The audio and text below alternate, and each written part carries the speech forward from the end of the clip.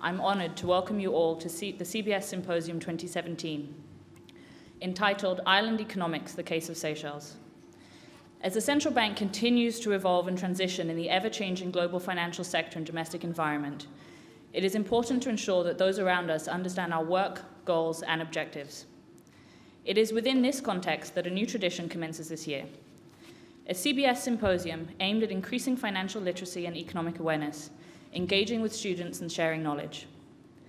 During today's historic event, the role of the central bank, developments and challenges to the banking sector, and how policies filter to the real economy will be discussed, alongside a presentation on how policies filter down to the real economy, the complexities of effective price formation, and the intricacies of monetary and fiscal policies.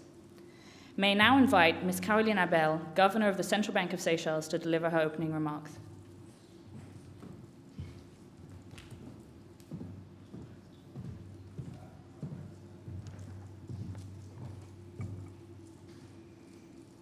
Members of the panel, distinguished guests, ladies and gentlemen, good afternoon.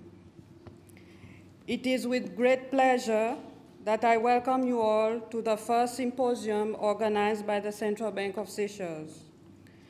This year, we have decided to commemorate the bank's anniversary in a slightly different way. In line with the changes made during the year in terms of the way the bank conducts monetary policy, as well as the initial steps towards increased financial inclusion and awareness, we feel that the bank should play a more proactive role in financial education. Hence, the chosen theme for our symposium, Island Economics, the Case of Seychelles. The aim is to explain the linkages between all sectors of the economy and how important are the decisions we make as economic agents. We hope that this symposium will lay the groundwork for the financial literacy campaign that the bank, in collaboration with other stakeholders, will be embarking on soon. Ladies and gentlemen, I invite you all to make the most of the wealth of experience we have gathered here through the very seasoned panelists. Feel free to interact with them, as I am certain they have much to share. I thank you all for being here with us and wish you all fruitful deliberations. Thank you.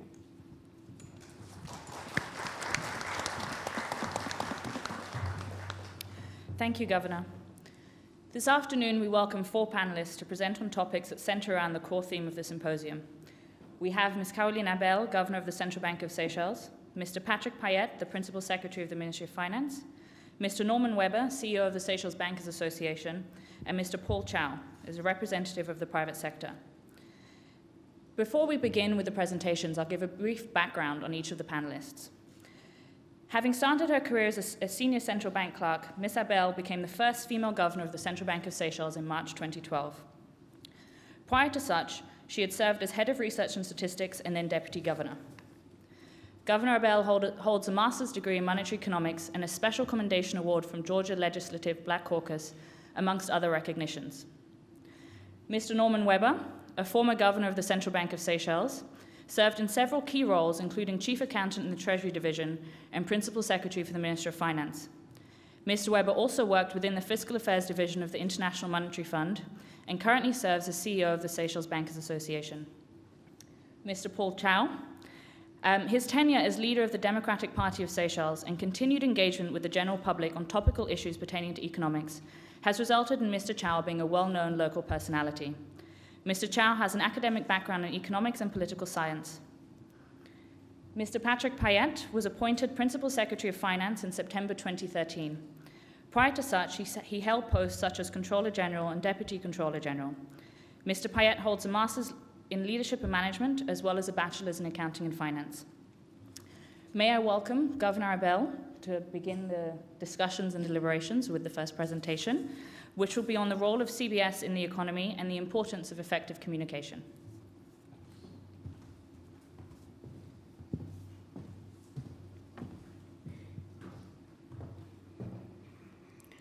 As Sarah has mentioned, Central Bank celebrated its 39th anniversary on the 1st of December. And going forward into 40 years, Central Bank felt that we needed to get closer to the general public and make known what central banking is all about.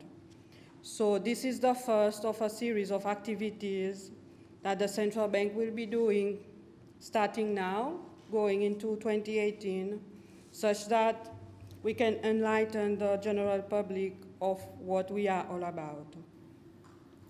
If we look at central banking throughout the globe, we are no different. We've picked 4. One is the United States, as you can see how its mandate is being set. We then move to Europe, especially the Euro area, where the European Central Bank is key. We then move closer to home in the region, Mauritius and Seychelles. In common, there's one element that is key, which is price stability. And for us in Seychelles, this is our prime objectives, amongst others, where we advise to government and making sure that we have a sound financial system. Since our establishment as monetary authority in 1978, we have seen great evolution until recently, where central bank has been at the forefront of many policy changes, especially when government took the decision to make major economic reforms in 2008. So our presentation will particularly focus over this close to 10 years of major reforms. And as you've heard, mid of this year, Central Bank put a lot of emphasis in its monetary policy framework, especially given that the public is very much engaged in the conversation on interest rate. And this is where Central Bank has started to put more focus, and this is the direction that Central Bank is going in the coming years. And this is a conversation you will hear us having every 3 months and in the activities that we will have in 2018. So what have been the key reforms that we've had since 2008?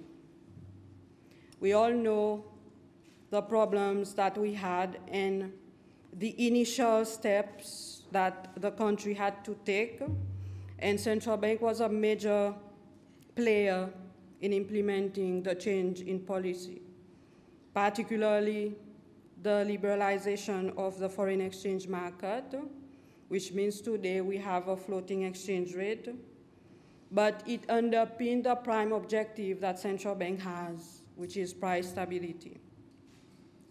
And as we can see through the chart, when we started this whole process, especially if you look at both lines, there was a significant increase. And definitely, this was of concern to Central Bank. How do we bring those two lines back to a sustainable level? There was a lot of work, technical work, but at the same time, as you can see in the room, the staff that represents the institution, it is a young team. And this team has received significant capacity building to be able to understand the causes and how do we move to bring about stability in the overall economy. Whilst there has been challenges, we have managed to contribute to the improved economic resilience. And this is a lower inflation environment. And here we should not mistake inflation to cost of living, because this is the debate that is currently a hot topic for the public. We've improved the external viability of the country, and this is through the level of reserves that we have, with the coordination with particularly the Ministry of Finance, which is key in view that we have a more liberal environment today. It is important that we have coordinated and sustainable policies. Whilst the business climate is not yet to the level we would like, but we've seen an improvement. And here, particularly those under the mandate of central bank, an improvement in the banking sector, but they still have more to do. Government continues to support FDI, and perhaps as Patrick will discuss further later, on the government side, there has been improvement on the fiscal side with management of fiscal risk, particularly the state-owned enterprise. And we look for long-term solution whilst we have short-term challenges. And we make sure that there's increased stakeholder engagement. And this activity that we are doing today is part of that stakeholder engagement that we want to continuously enhance. Whilst we have progressed over the years, we cannot underestimate the support that we've received from various stakeholders. We have it locally, but internationally we have a lot of support, and also the agencies that we seek training for our personnel. And with the reforms, a lot of support we've received from the IMF and the World Bank as institutions that supports the reforms through the head office and also regional bodies, through the standard setters like the Bank for International Settlements, where a lot of banking issues we get the standards from. But also we engage a lot with central banks, be it in the US, Europe, in Asia, but in the region, we engage a lot through the SADC governors community, and we have a good relationship with South Africa and Mauritius, where we have our staff get exposure to new elements in central banking that are emerging and are of importance for the Seychelles context.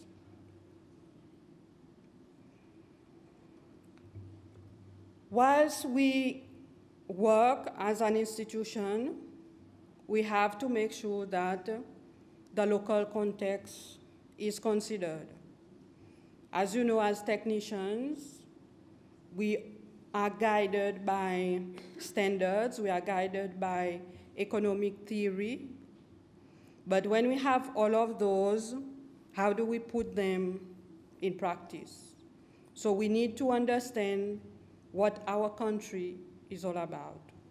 We have to make sure that whatever policy or legal framework that we are putting in place will fit the Seychelles context. Because at the end of the day, the policy hits the individual. The individual needs to feel the positives of what we are implementing. And this is why understanding all the elements, both that are good for us to improve, but also understand the limitations that this economy have, and make sure that if we are engaging with international parties, that they do comprehend the reality that Seychelles face, and that those elements are considered and they are put in policy prescriptions that are later approved in various forums.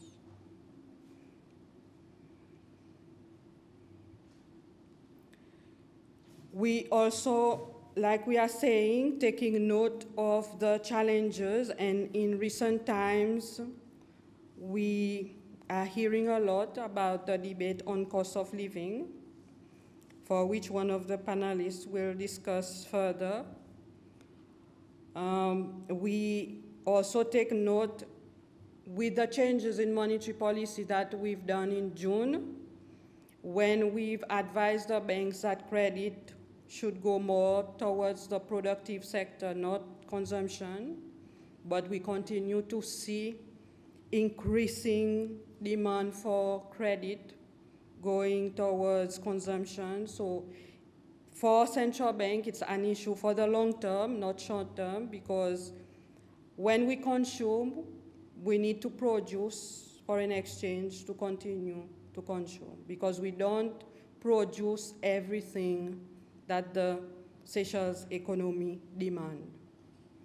And we also know that we are being challenged by illicit trade, particularly the drug phenomenon, and this affects central bank in terms of the intensity of use of cash.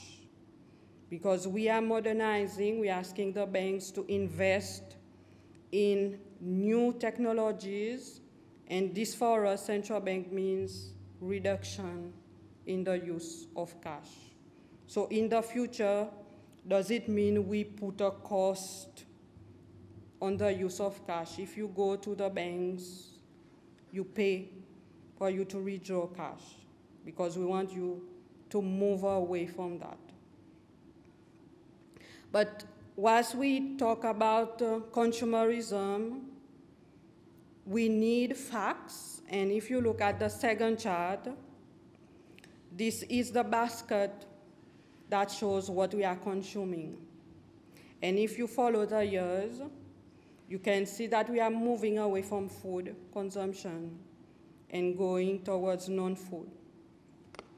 So this is where the pressure sits at the moment, and what does that mean for all the authorities, including central bank, when we do implementation of monetary policy.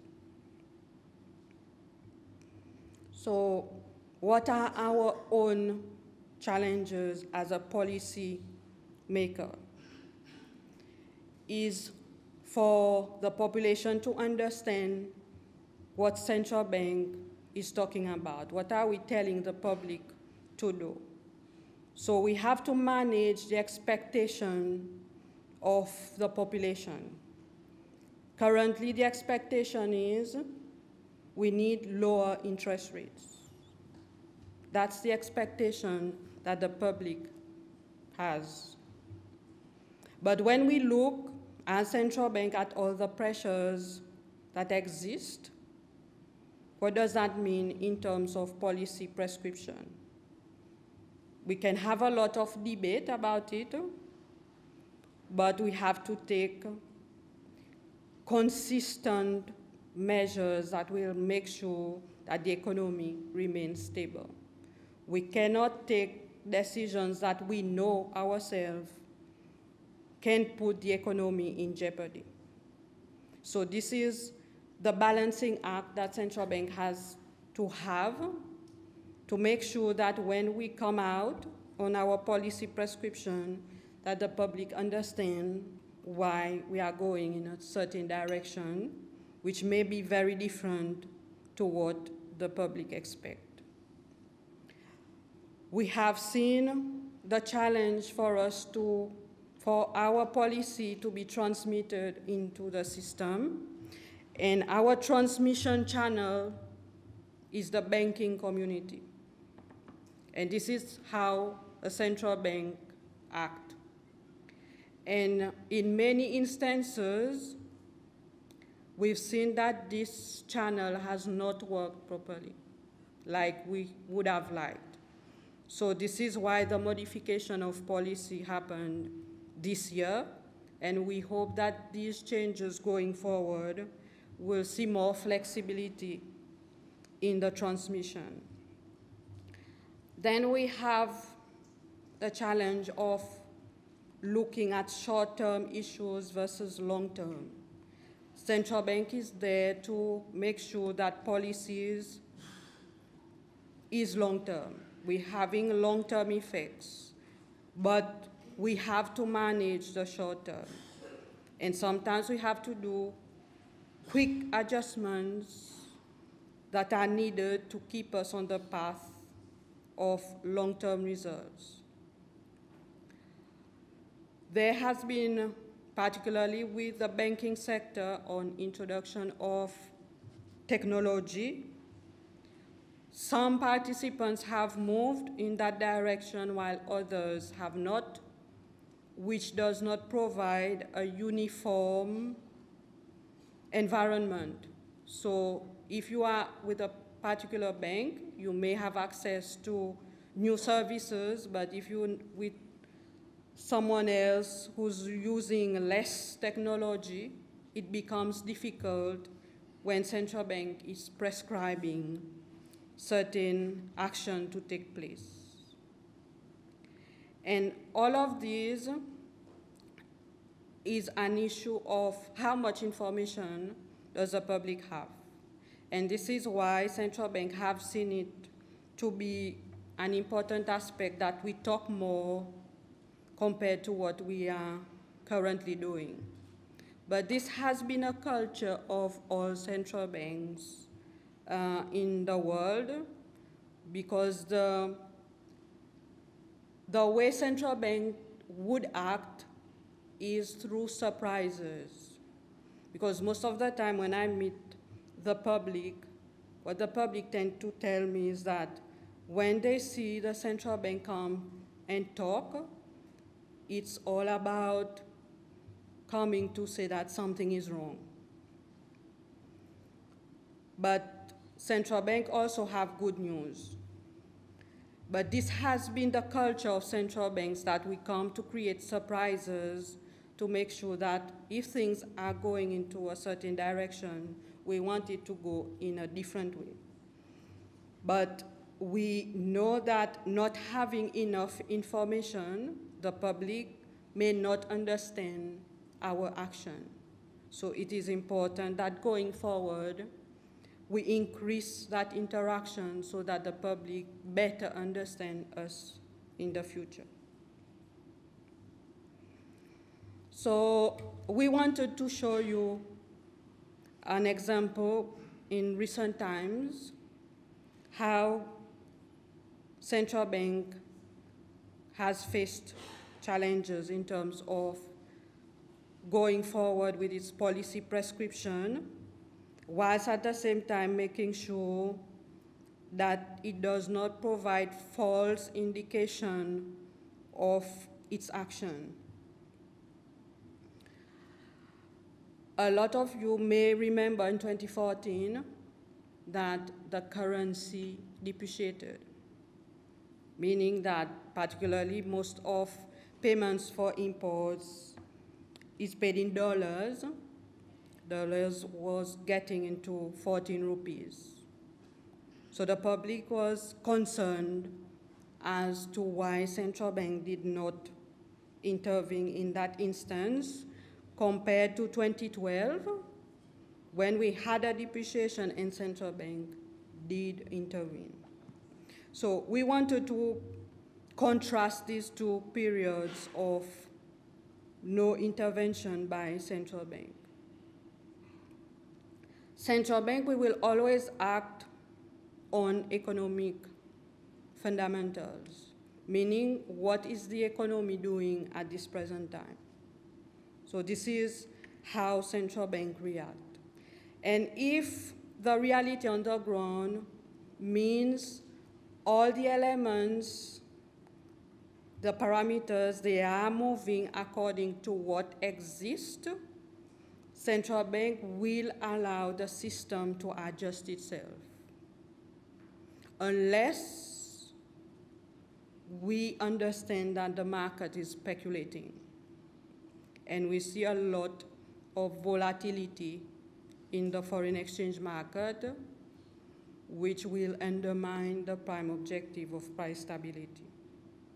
Whilst the depreciation did indicate to us that our prime objective was going to be undermined, but we knew that certain policy action that happened early in 2014 was going to result in a depreciation of the currency. So we knew, based on the pronouncement of an increase in wages in early 2014 of almost 20%, was going to filter into higher demand for foreign exchange. Unfortunately, the system was afraid to adjust because they were concerned about the public reaction of the adjustment in the exchange rate. So what happened, we had a backlog of demand that could not be met by the supply, and at a certain stage, the system had to adjust, and this is why the adjustment became significant in September going into October until it stabilized in December, when the market had adjusted itself to the excess demand of supply. And then we had an appreciation in 2015. So for central bank, we did not intervene in the foreign exchange market because we understood what was going on, but we adjusted monetary policy, saying that there should have been an increase in interest rate to reduce the demand for loans. So this was the action of the central bank. And this is what, in 2018, central bank would like to talk more about in making sure that the public understands our action going forward.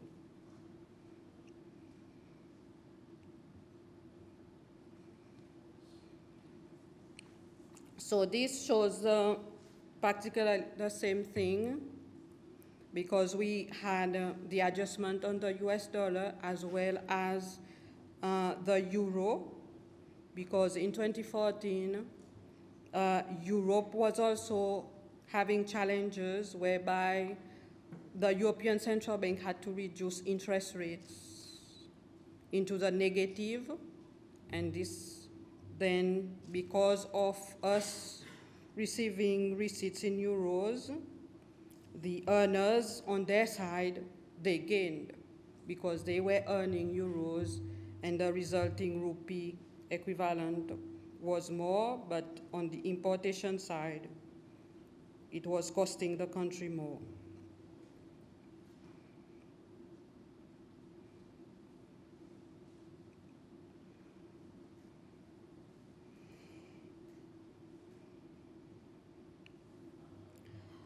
So what central bank did was to incorporate all these elements that we were seeing in the communication that we had with the public, and made sure that we remain consistent, even though the public was saying central bank needed to intervene, that we did not.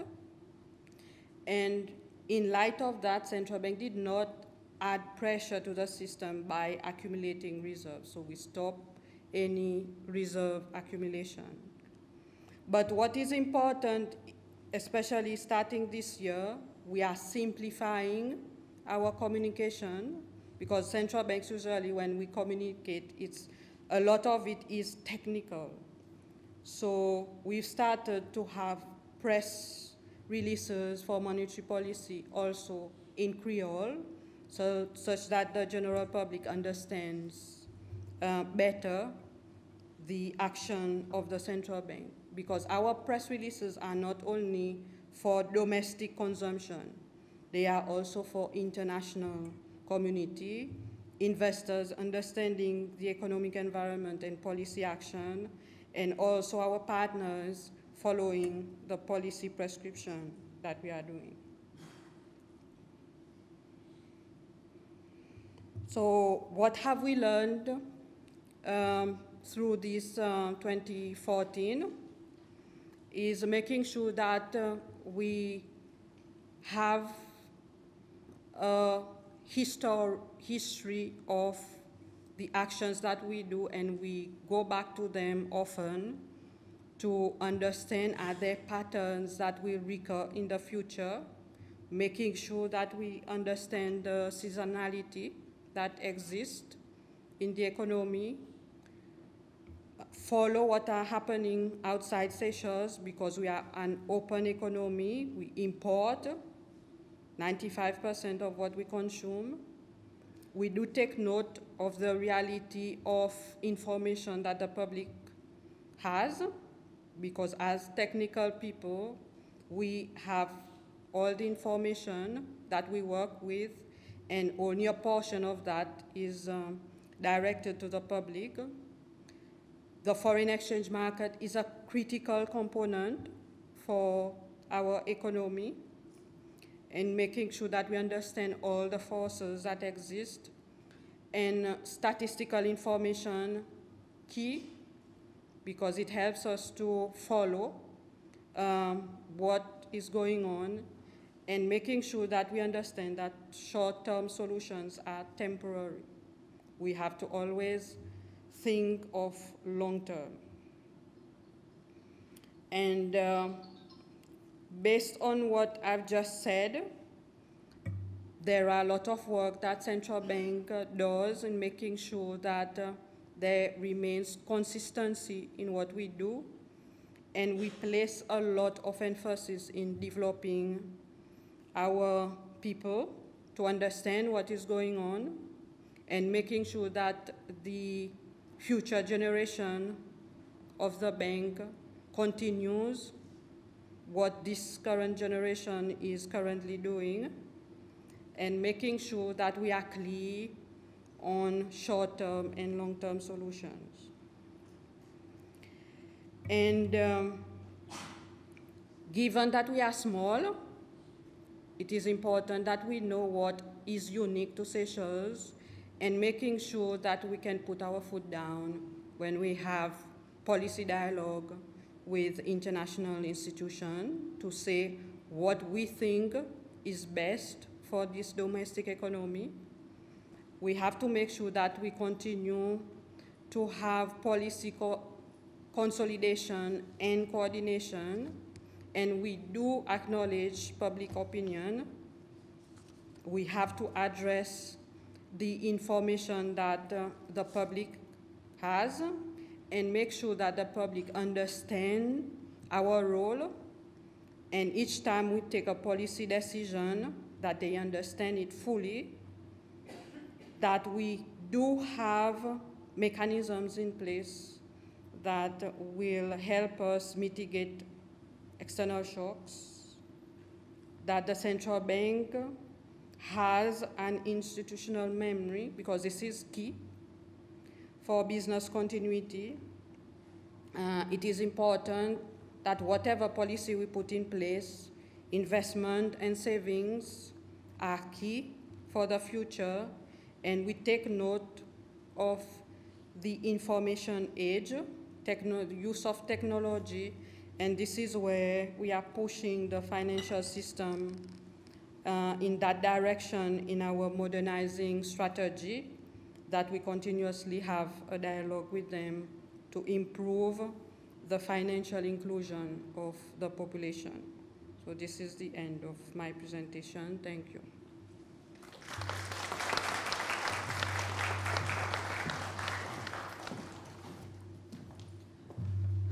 Thank you very much, Governor, for that informative presentation.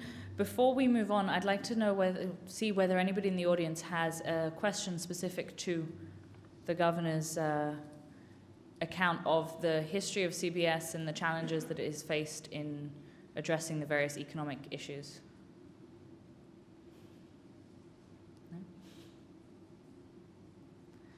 Okay, well, we will hopefully have some questions from the audience at the end once all of the presentations have been complete. If I could now ask for Mr. Norman Weber, the CEO of the Seychelles Bankers Association, to discuss with us the developments and challenges in the banking sector, how the sector has evolved, and what is expected in the foreseeable future.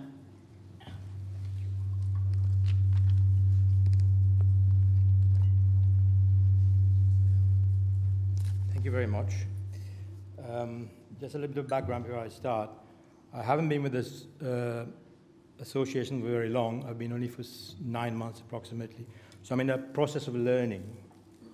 But I think I've covered enough ground in this presentation to cover what I think are the problems in the sector. My topic is development and challenges in the banking sector as it relates to Seychelles. A bit of background first.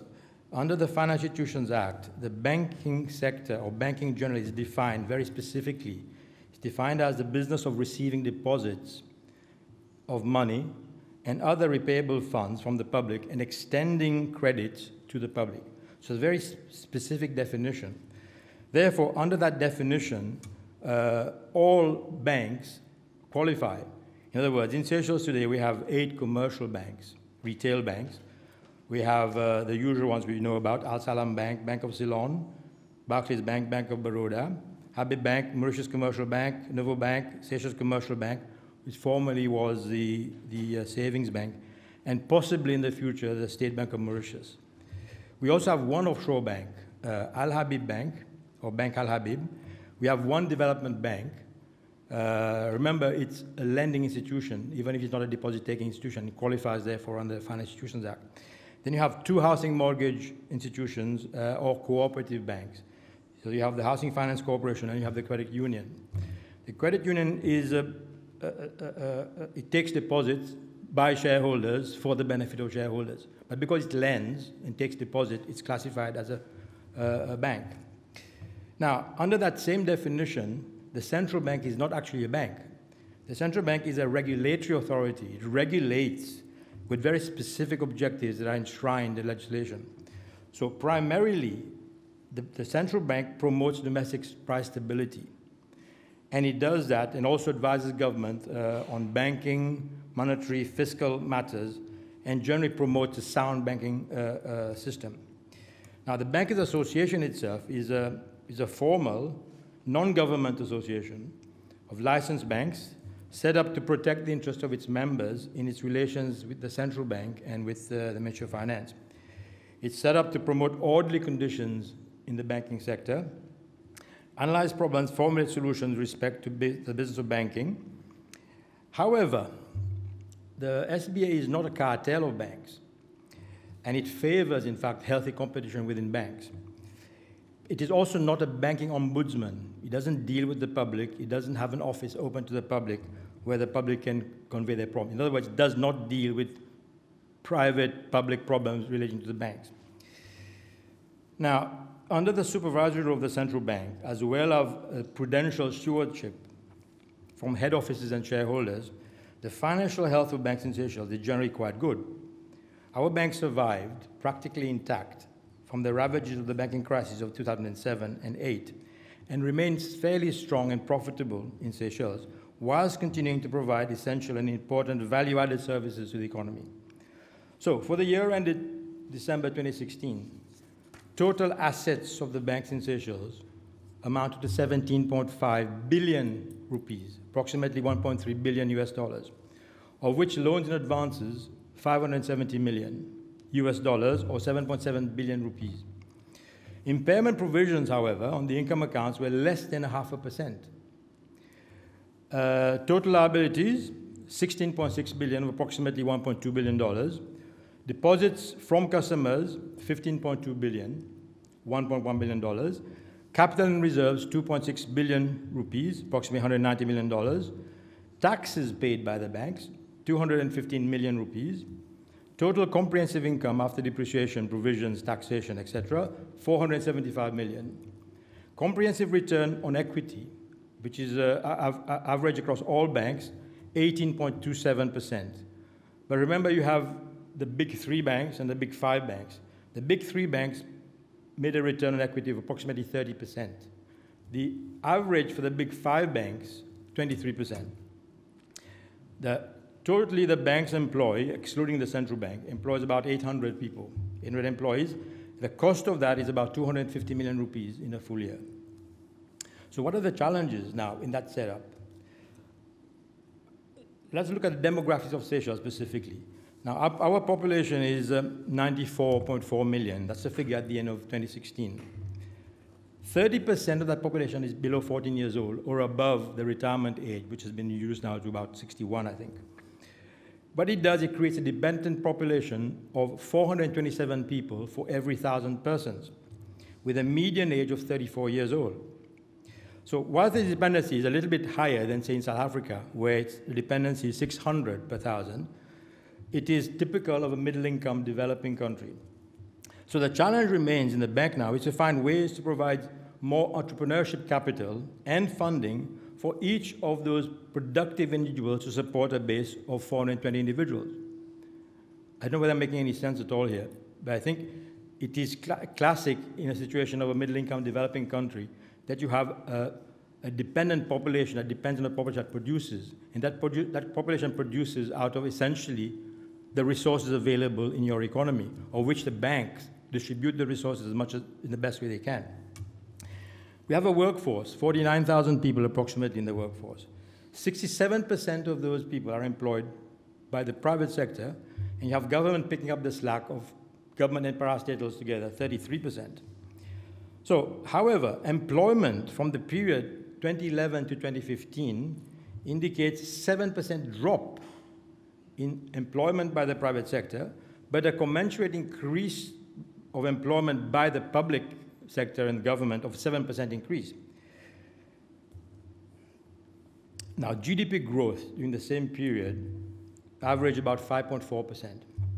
Electricity production, which is basically tends to have a causal link with the growth rate of our economy, grew by 4%.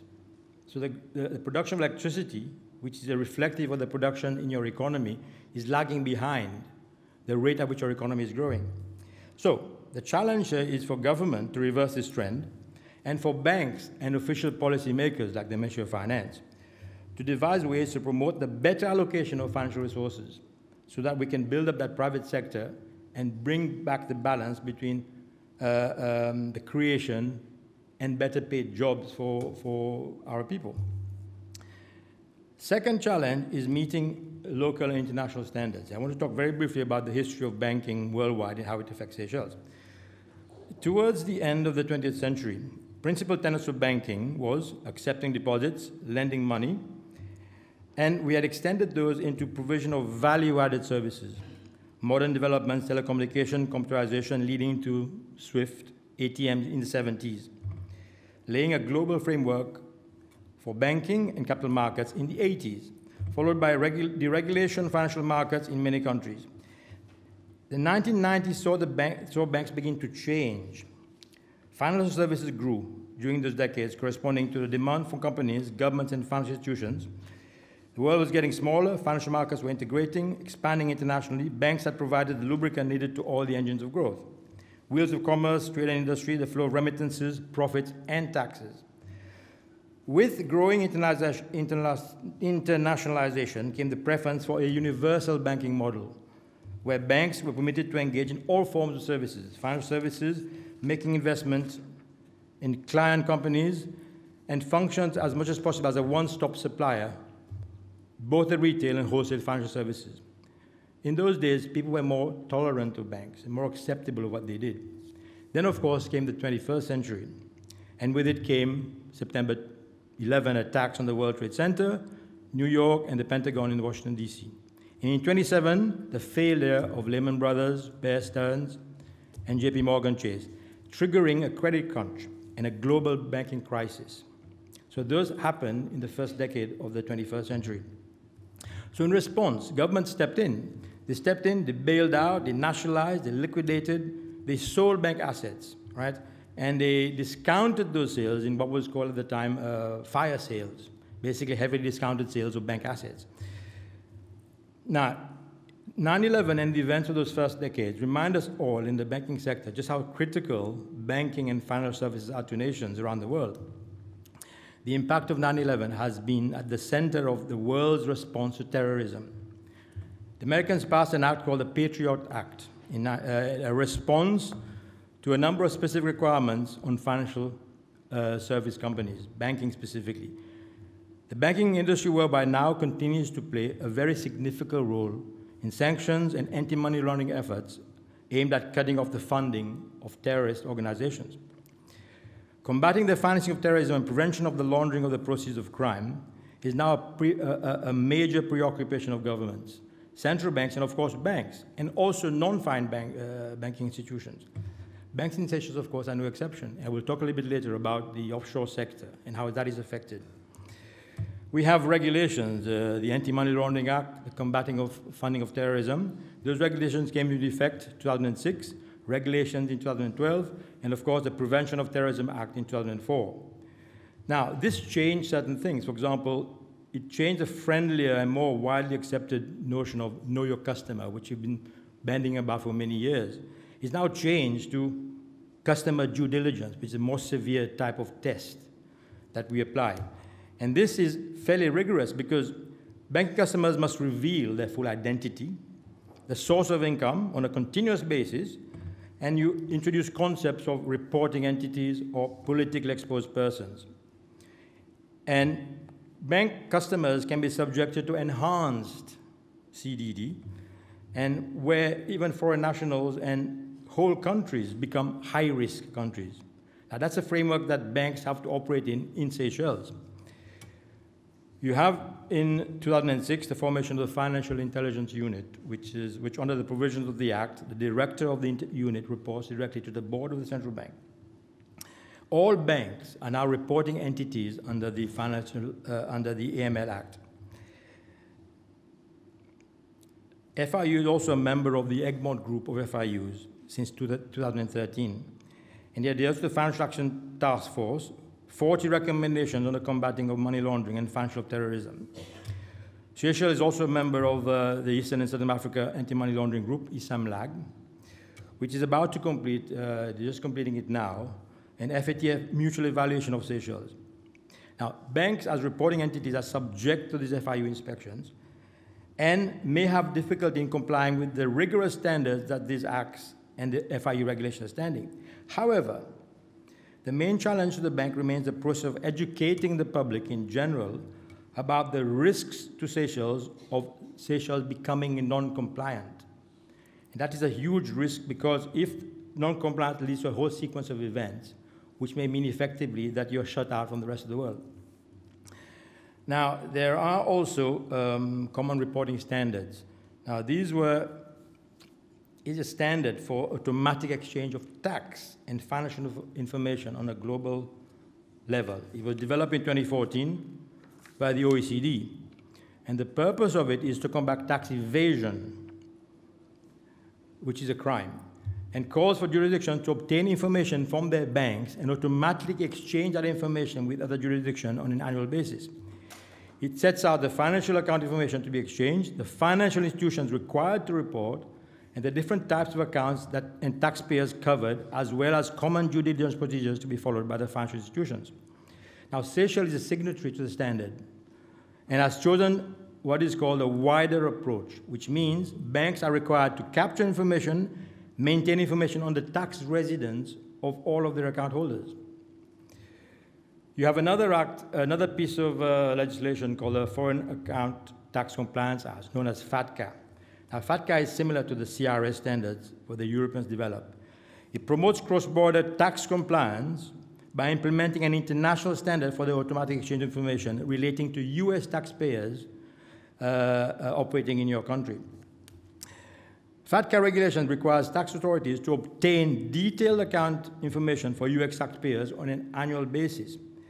So while FATCA and CRS are anti-tax evasion methods, they present fairly complex challenges to the banks in Seychelles, in effect making the banks unpaid tax administrators for foreign jurisdictions.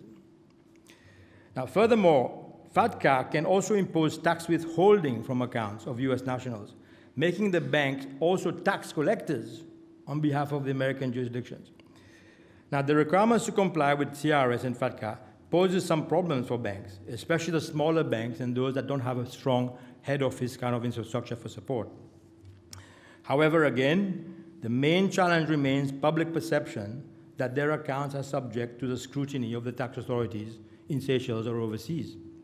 Now, that's a huge problem because it's a question of getting the public to understand that what you do in response to the protocols that you sign is not necessarily of your own doing, but we do it because we're obliged to under conventions that we sign. Now, there is something else called BEPS, base erosion and profit shifting. Now, this refers to a practice by many companies in the world of moving profits from high to low or no tax locations. However, unlike the CRS and FATCA, BEPS is a tax planning and a tax avoidance measure. Now, I think you understand the difference. Tax evasion is illegal. Tax avoidance is actually legal. So tax planning deals with tax avoidance. And sometimes involved with transfer pricing mechanism for tax avoidance. Now, the OECD have initiated new anti-BEPS measures, and Seychelles is a signatory and is obliged to comply with anti-BEPS mechanisms being set up by OECD. Now, for banks, implementation of anti-BEPS measures leads to a reduction of profitability and a reduction in the return of equity capital. Even for those banks who are not affected by the changes because we have a strong head office set up to help them with those protocols, the additional compliance is quite hard. There are certain peculiarities also in the Seychelles markets. I'll talk about it very quickly. Now, checks. Now, checks has been used since the 9th century. It became the most popular method of making payments, and in 1990s, it was the all-time greatest usage of checks and checkbooks in the world. However, since 1990, the usage of checks has fallen dramatically, and is being replaced by electronic payment systems in most countries, and have now become either a marginal payment system or have been phased out completely, except in Seychelles. Seychelles, which is a middle-income country, high level of human development, long-standing policy of investing in social protection, and the highest GDP per capita in the whole of Africa. In spite of the obvious advantages in the use of checks, in terms of lack of security, risk, financial, administrative costs, the use of checks remains the most popular means of effecting payments in Seychelles. One of our major local banks, for example, processed and cleared over 390,000 checks in 2016 alone. The main challenge, therefore, is to create awareness of the costs and risks of this archaic form of making payments. In conjunction, I think, with the central bank, we need to make a concerted effort to phase out check payment systems, introduce more efficient and more modern means of making payments, such as existing or new electronic payment systems and intelligent cards. Currency notes. Now, in economic terms, broad money, which you see in the publications of the central bank, is the aggregate, the total of foreign currency deposits, time deposits, demand deposits at banks, as well as currency in circulation. Now, for a small income country like Seychelles, there is a disproportionate value of Seychelles currency notes in circulation. Central bank statistical reports that the currency in circulation in the hands of the public has grown considerably, nearly doubling from 626 million rupees in cash and notes floating around in 2012 to 1.2 billion rupees in circulation at the end of 2016. There's also a lot of growth in the use of foreign currency notes imported by banks into the country. From January to November this year, $40 million in notes were imported into Seychelles. There is something that implies something else is happening. For example, if there is a large volume of currency notes, both local and foreign currency notes, it could be a symptom of an underlying economic or social problem which needs to be studied. If you have a cash-rich society, it may signify the existence of a parallel or illegitimate economic activity. The government has referred to it as the possibility of the funding of drugs. There's continuing costs of high volumes of currency in circulation, and the challenge by banks will be to continue to find ways and means, always in conjunction with the central bank, to make progress towards a cashless system of payments and remittances as far as practically possible. Banks we have in 1988, under the auspices of the Bank of International Settlements, the Bank of International Settlements is like a central bank's bank. And they produce ways and means of making the whole business of banking easier, more accountable. The Basel Committee introduced Basel I, which is a set of minimum capital requirements for banks, focusing almost entirely on credit risk. In 2004, in order to take account of other risks, such as market risk, liquidity, operational risk, Basel II was introduced, and it laid down guidelines for capital adequacy, risk management, disclosure requirements. Basel III was then introduced in 2010 to ensure that banks do not take on excessive debt and that they do not rely too much on short-term funds. In Seychelles, banks have only implemented Basel I and are in the process of preparing to implement Basel II with the support and assistance of the central bank. Now, it is generally believed worldwide that Basel II did not protect sufficiently bank investors and customers and may have contributed to the financial crisis of 2007. Therefore, it's important that Basel II and parts of Basel III relevant to Seychelles is implemented. So the additional challenges of Basel II and III implementation will be felt as banks come under pressure to comply with international norms, especially with regard to the holding of liquid assets.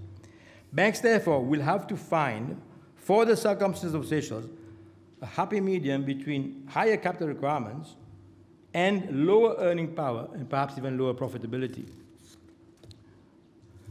There is something else called IFRS 9, the International Accounting Standards Board, publishes accounting standards to be followed by all public corporations in reporting their financial statements. IFRS 9, International Financial Reporting Standard, is a standard which covers financial instruments across Europe, the Middle East, Africa, Asia, and Oceania. IFRS 9 applies specifically to banks and replaces the old standard, which was called International Accounting Standard 39, with effect from the 1st of January next year. The new standard deals with impairment provisions, will require banks to recognize impairment sooner and estimated expected losses against a wider range of assets. The implementation of the new standard in January 2018 is widely expected to increase the stock of credit impairment provisions and affect bank profits. So the challenges for banks in Seychelles will be trying to understand clearly how past and future decisions on lending will impact on their financial statements, especially as it is expected that the provisions of IFRS 9 may be enshrined in the central bank's regulatory framework regarding how they should implement it. And I'd like to talk very quickly now about the offshore financial services industry. Now, historically, we started off in the 1990s, mid-1990s. We entered the world of offshore financial services using a model which was loosely based on the Caribbean model, where the emphasis was on providing an offshore client with a legal structure and a financial instrument that would offer maximum privacy, confidentiality, and as much as possible in a taxation-free environment. Now, as a result of that, the industry in Seychelles grew rapidly, and by 2015, it is estimated that the non-bank offshore financial sector was estimated to contribute 5 to 6% of GDP. However, following all of the events of the 21st century, in other words, 9/11, followed by the enactment and enforcement of anti-money laundering, anti-terrorism legislation, and the financial crash, the whole world's perception of the offshore industry has changed. Here in Seychelles, it becomes apparent that the regulatory framework, the product range, and the standards of practice by some industry players had fallen short now of international standards, seriously affecting the reputation of the jurisdiction and causing damage to the non-IFC sector of the economy. So the view began to develop in Seychelles that the financial sector, the offshore financial sector, should not be allowed to jeopardize the successful tourism and fishing industries. Banks began to fear that failure by the authorities to seriously address the problems of non-compliance in the international financial service sector would lead to a loss of vital correspondent banking relationships.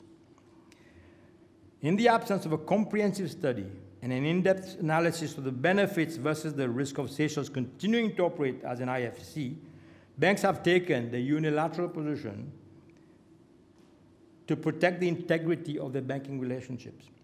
So while offshore banking was permitted by the Financial Institutions Act, certain banks decided to close down their offshore banking units. Others refused to onboard foreign currency accounts for IBCs in view of the risk of loss to their corresponding relationships. Seychelles has recently been subject to the SMLAG Mutual Evaluation Report, and it is not known whether the present mostly compliant status, currently in Seychelles we are classified as mostly compliant, we do not know whether that status will remain.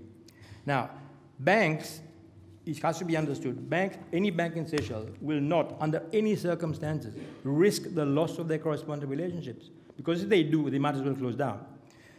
With the outcome with the evaluation outcome uncertain as to whether we will maintain our almost compliant status, it is unlikely that any bank in Seychelles will change their present approach. In other words, it will maintain a response based on their own perception of the analysis of the benefits of onboarding an offshore client. Even if it means dealing with IBCs or non-resident trusts or foundations. Transparency now is the key word. Remember, when we started off, it was to provide privacy in a non-tax environment. Nowadays, you can't do that. Now it's transparency. Everything has got to be as transparent as possible. So the coin has flipped completely. The banks have to maintain transparency. They have to be sure that they can convey that transparency to other jurisdictions who want to know about it. And of course, it's a challenge for policymakers with the banks as far as possible to address this situation very, very quickly. There has to be a policy response regarding the future of the offshore industry. So in conclusion, challenges will not be overcome by themselves. The Ministry of Finance, the central bank have to create the policies and the means to find a solution out of these problems. Banks will always provide the necessary support, but it must be remembered that banks operate in a competitive, dynamic environment where the objective, amongst others, is to optimize the result to the shareholders. Now, there's nothing wrong with profits, right? Because banks create jobs, they create wealth, they provide financial resources to governments, and it's in a financial marketplace that can effectively allocate resources. You've got to remember, the government of Seychelles itself is a major shareholder in 3 of our financial institutions in Seychelles, our 3 banks. And as I said earlier on, they enjoy profits from the financial institutions that they control. In the present economic environment where entrepreneurship, profitability, and free productive enterprise is the order of the day, banks can and must be made to play a more effective role in the optimum allocation of resources and growing our economy, where the biggest beneficiary will always be the people of Seychelles. Thank you very much.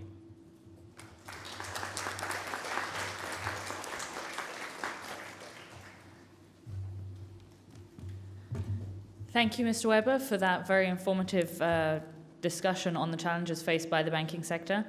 I will ask again, are there any questions from the audience for Mr. Weber? Mr. Comitan? Yes, good afternoon. I have one question for Mr. Weber. It's following the comment made by the governor with regards to the fact that we are seeing loans from the commercial banks going mainly to finance consumer loans, whereas loans to productive sector we are not seeing. Any comment from the banking community from this fact? Thank you.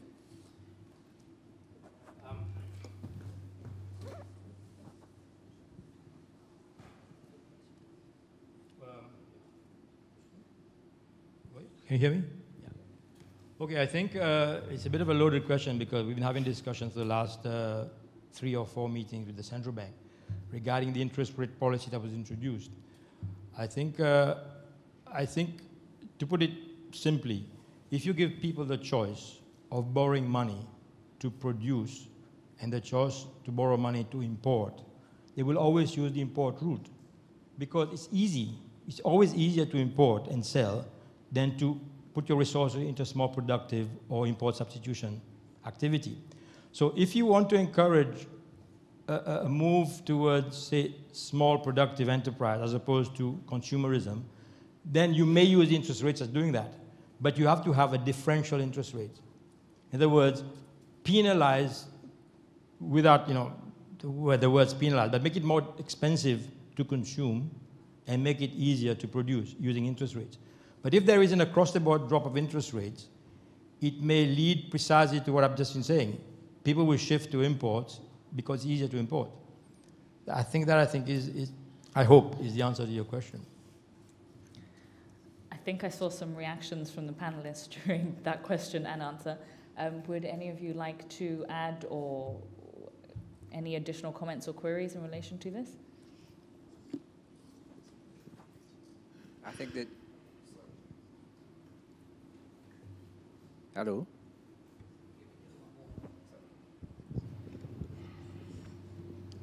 I think the answer basically is which is less risky. Importing goods, it's already done. The only risk is the customer doesn't turn up. Whereas producing locally, you have all the other risks attached to it, such as labor problems, regulatory problems, electricity costs. Everything you can think of is associated with local production, whereas imports is just, you just sit on the internet, you send an email and you get it, you clear it at customs and it's ready. So the demand for imports is really, and in my presentation, I'm going to raise the issue of competition, how imports compete with local products. Thank you very much. Any other questions from the audience? Okay, I actually have one that goes to the Governor and Mr. Weber. Listening to both of your presentations where you're discussing the challenges faced by the central bank as well as by the banking sector at large, it's hard to not realize that there's obviously an overlap in terms of where a lot of the risks and challenges faced. The overlap doesn't occur just in terms of the impact should these risks manifest, but also in terms of the approach to mitigating these risks. Obviously, in particular, there were things related to some of the regulatory or international regulatory requirements placed on banks, as well as, we all know there's a correspondent banking issue. Another interesting one that Mr. Weber raised was looking at banks and the fact, stressing that they are not a cartel, but we do know that public opinion view it as such.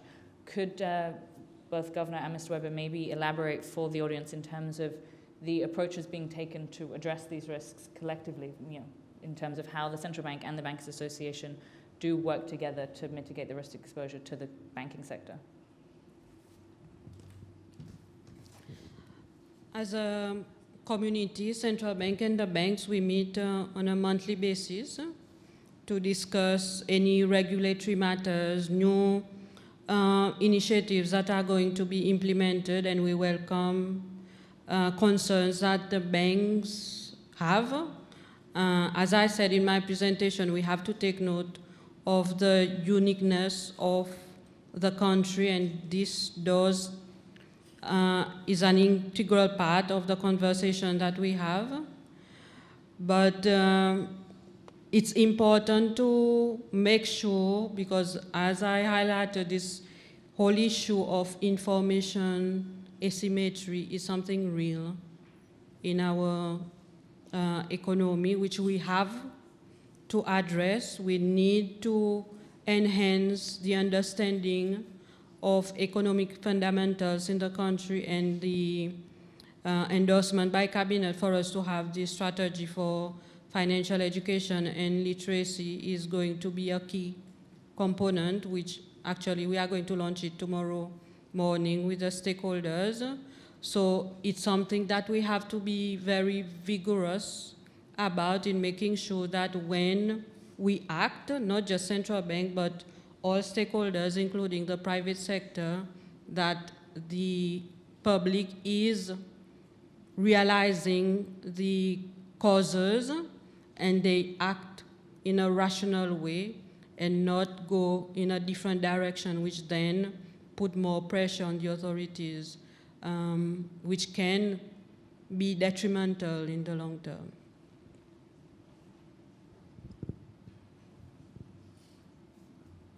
Okay, just to make an example, you raised a question about the financing of productivity and the financing of imports. Let me give you an example. 25 years ago, we imported 95% of the chickens that we consume in Seychelles. Today, we import 70% of the chickens that we consume, and we only produce 30%. Now, the environment admittedly has changed, but it has not changed so drastically to explain why we now import 70% of what we consume in terms of chickens. The reasons are very simple. The interest rate incentive alone is insufficient to make people want to go into chicken production. There's a lot of capital that is tied up in the way in which you produce it. Let me explain it very quickly. Chicken Seychelles are produced on what is called a first-in, first-out basis. In other words, you feed all your chickens in one lump sum for 6 weeks, then you slaughter it. Unlike what used to be a first-in, first-out system, whereby you produce, say, chickens at 1 week old, 2 week old, 3 week old, 4 week old, and you produce it and you slaughter at the end of 6 weeks. Now, if you are the old system of first-in, first-out, you take out your chickens at the end of the 6 weeks, and you've still got capital tied up in production in chickens that you've got to feed. Now, under the all-in, all-out system, you have to look at all the chickens in one go and slaughter them 6 weeks later in one go. And then you've got to leave the whole chicken pen unoccupied for 3 weeks while you sterilize it. It's a system that the Ministry of Agriculture introduced. Now, that means if you're a producer, you've tied up a lot of money in feeding chickens for 6 weeks without seeing the money. Then after the end of 6 weeks, you've got to now sterilize the pen for another 3 weeks. So you're not into money for 9 weeks. So now, in other words, interest rate alone will not convince somebody to produce chickens. There has to be other incentives that account for the fact that you've tied up a lot of your capital in the production of chickens. And of course, you need incentives from the government, such as fiscal incentives, tax incentives, to give you some element of protection. Now, Seychelles entered into the WTO that says there should not be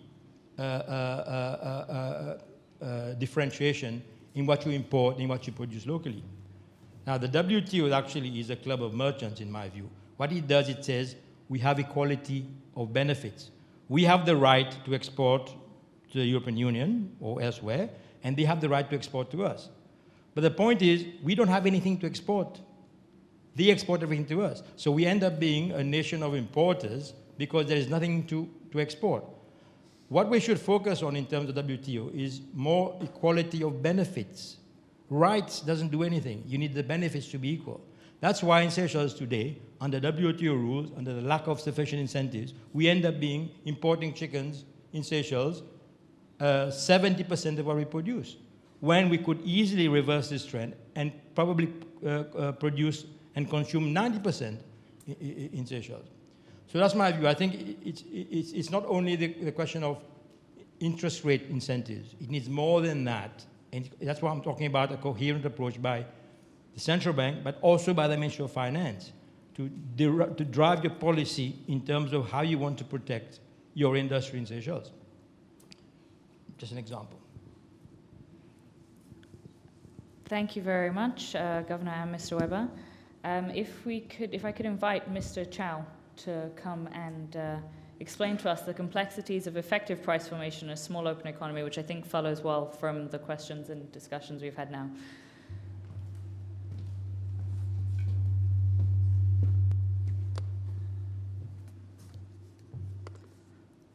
Good afternoon, Governor. The last time I took part in a central bank symposium was in 1993. And I had just been appointed a member of the National Assembly, promoting the idea of offshore in the National Economic Council. So the governor said, why don't you go and speak about it? So I had to introduce offshore to an audience, a public audience. And then later on, I was asked to propose the legislation on the International Business Companies Act. So I was the first ordinary member to propose the bill. Now we see quite a lot of members doing that. May I start by thanking the governor for giving me the more work than everybody else on the panel, since the topic I've been asked to present in 15 minutes is one that really requires a 4-year course, bachelor's degree course in economics. But I would like to quote what my professor of economics said in the first lecture he gave. He said, after 4 years, when you leave this university, everything you've learned is not going to be true. So economics is not that kind of subject. That it's not a really scientific subject. So I will try as much as possible to refrain from indulging in economic theories and try to stick to empirical evidence. The only problem is that there are not enough studies done on how prices are formed in the small or microeconomy that is the Seychelles. And in the next 10 to 15... I can learn to understand you much better if In the next 10 to 15 minutes. Sorry. Remove the touch screen. Yeah. Okay. I don't think you can lock it, so I don't know if you can. All right, so I'll try and keep away from the screen. In the next 10 to 15 minutes, I will attempt to approach the subject through some observations that most of you would be able to relate to, because you would have invariably seen or experienced it yourself in your everyday life. I am sure almost every one of you have been to the Victoria Market on a Saturday morning. And I'm sure that you've all asked for the price of fish or a packet of fish. And I wonder if you've asked yourself why the price of the same fish or the same packet of fish is the same in the market sold by everybody else. After all, we have all learned that competition drives prices down. Here we have 6, 7 sellers all selling us the fish at the same price. The vegetables also is the same phenomenon. So since we've learned that competition drives down prices or make it much lower than it could be, we made that argument against SMB because it was a monopoly. Yet, when we have different sellers selling the same product at the same price, there must be something strange that doesn't develop. And my professor is right. You learn about competition, then you go into the real life, you find that competition doesn't apply in that case. So, of course, when competition doesn't apply, we tend to think that there is collusion if the prices are the same. The poor bankers suffer this problem because they charge the same interest rates, the same. So we all say they are colluding to cheat us. But it's not really collusion in the market, because if you go out to English River on the side of the road, the fish is the same price as in the market. Washkaimer, little market at Washkaimer has the same phenomenon. It sells you the fish at the same price as the market. So what is going on, you may ask? Does anyone have an explanation for this situation, which seems to be going against economic theory of competition? As an explanation for it, I found, while researching for this presentation, a theory relating to the price, the one price of a product. Some products have a price. It doesn't matter where you are, that's the price. There is a price for fish that is not related to how many is available for sale. This theory was first postulated by those who studied the behavior of stock prices, share prices, in different stock exchanges in different countries. As you know, there are some companies that quote their shares in different stock exchanges. Logic tells us that the price of a stock or a share in a particular company in New York should be the same if you buy it in London. Based on the theory or observation, The Economist magazine came up with the Big Mac index. I don't know if you read about it, which measures the exchange rate differential in different countries where the hamburger is sold.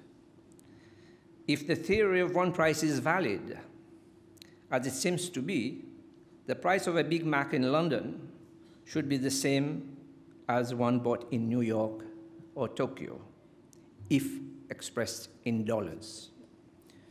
So the price in London in sterling reflects the real exchange rate of the dollar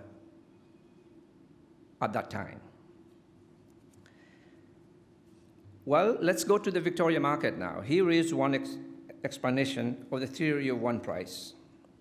Let us say Francois, the fish seller, at the end of the stall near the flowers over there, notices that today there's a crop of customers who seems to have good buying power, even more than what the price of fish is going on that morning. So Francois decides to lower his price by 30 rupees. Normally, fish is about 150 rupees, in order to entice people to buy from him. This price will apply to everyone in the market. But Francois discovers that a smart aleck quickly buys the fish at 30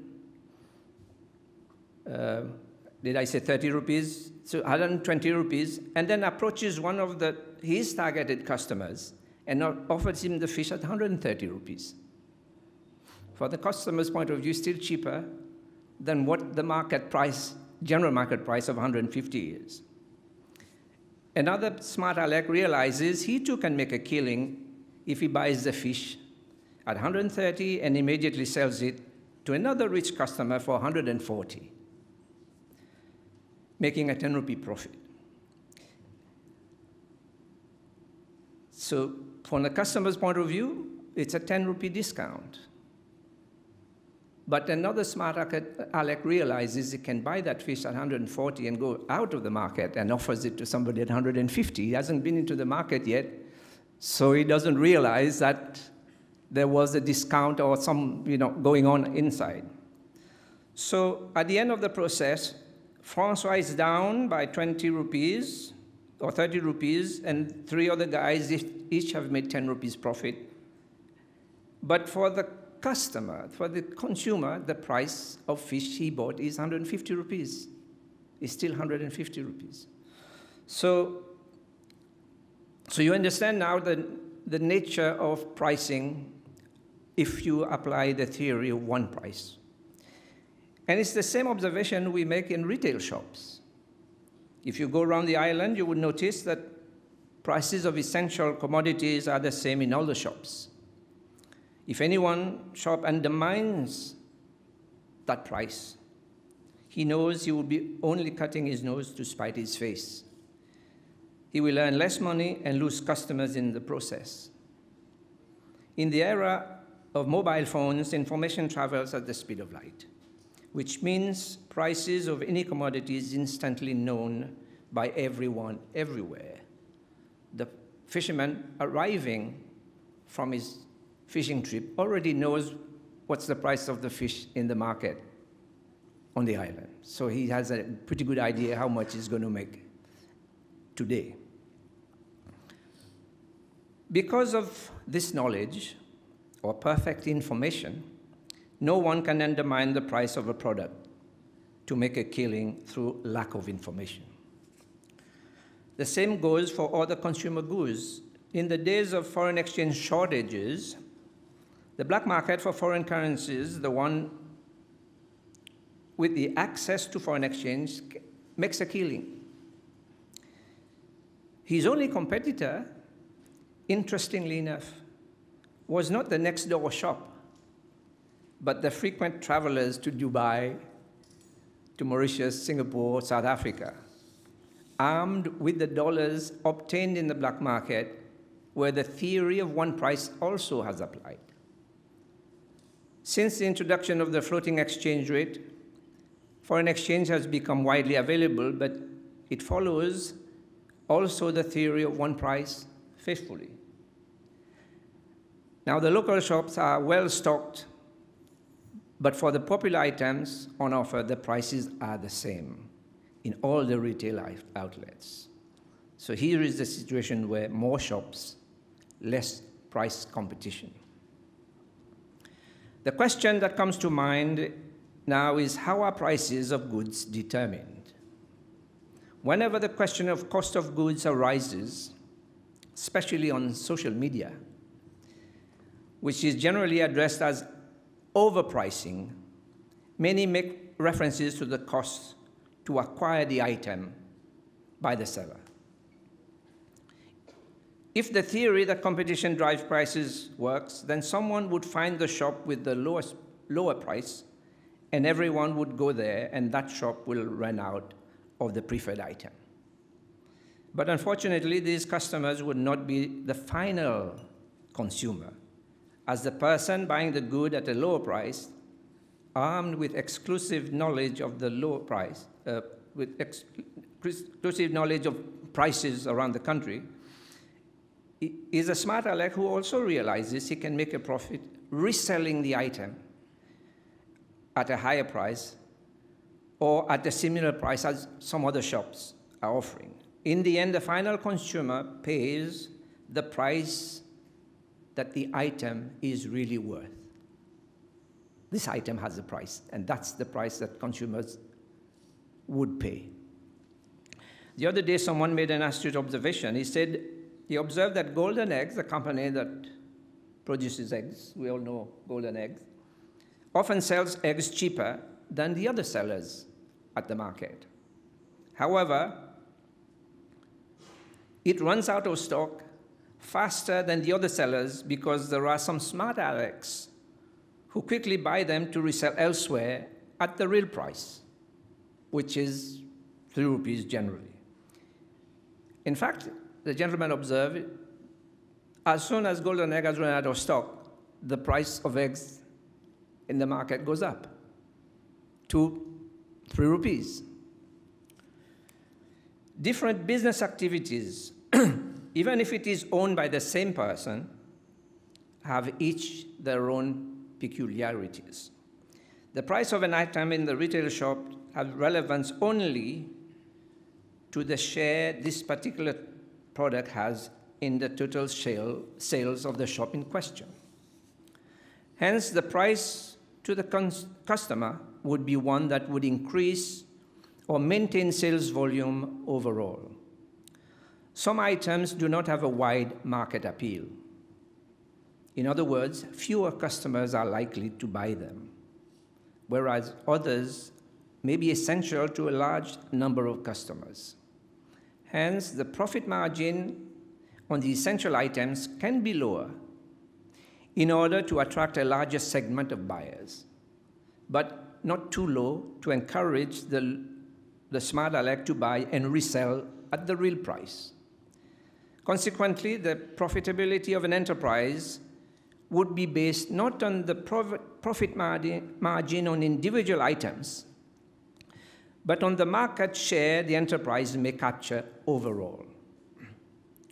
So that is really the significance of business, market share.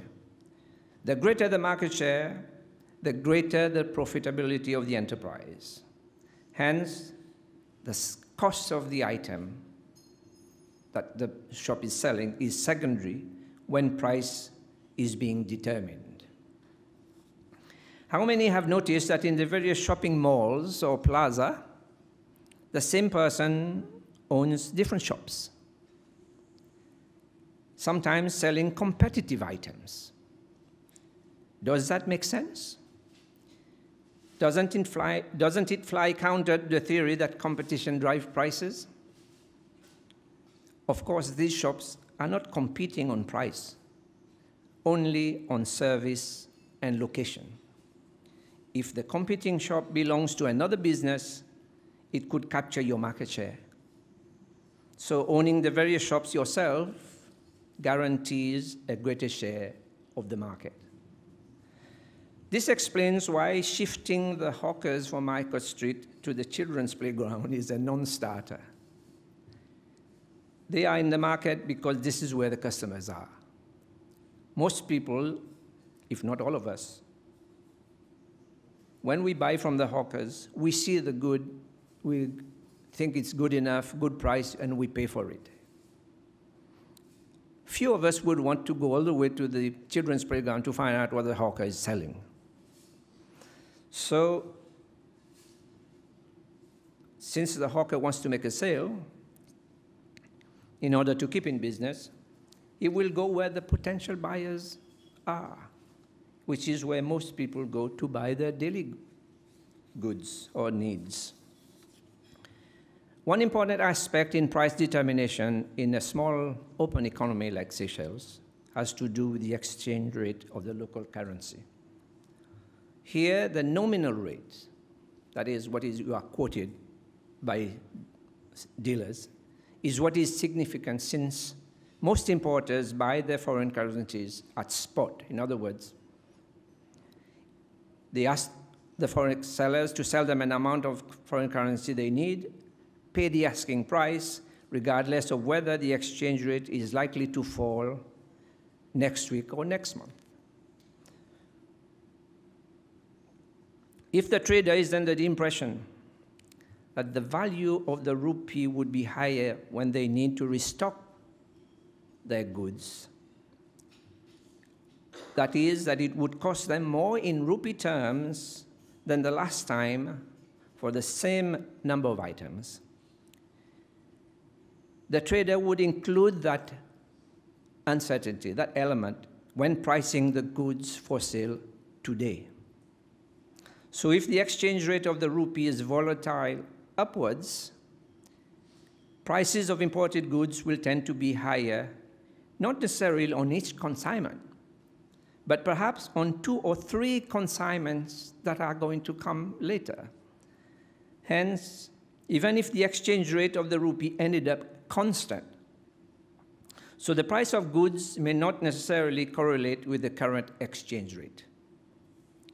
A 10% increase in the cost of foreign currency needed to import product may not necessarily result in a 10% increase in the price of the item when the new stock goes on sale. The transfer of the value of the foreign currency to prices of goods and services in local currency is called the exchange rate pass-through. According to the IMF, the pass-through rate for Seychelles was 0.7 to 1 at the time of the floating in 2008. Meaning if the rupee depreciates by 10%, prices of imports may effectively rise by 10%.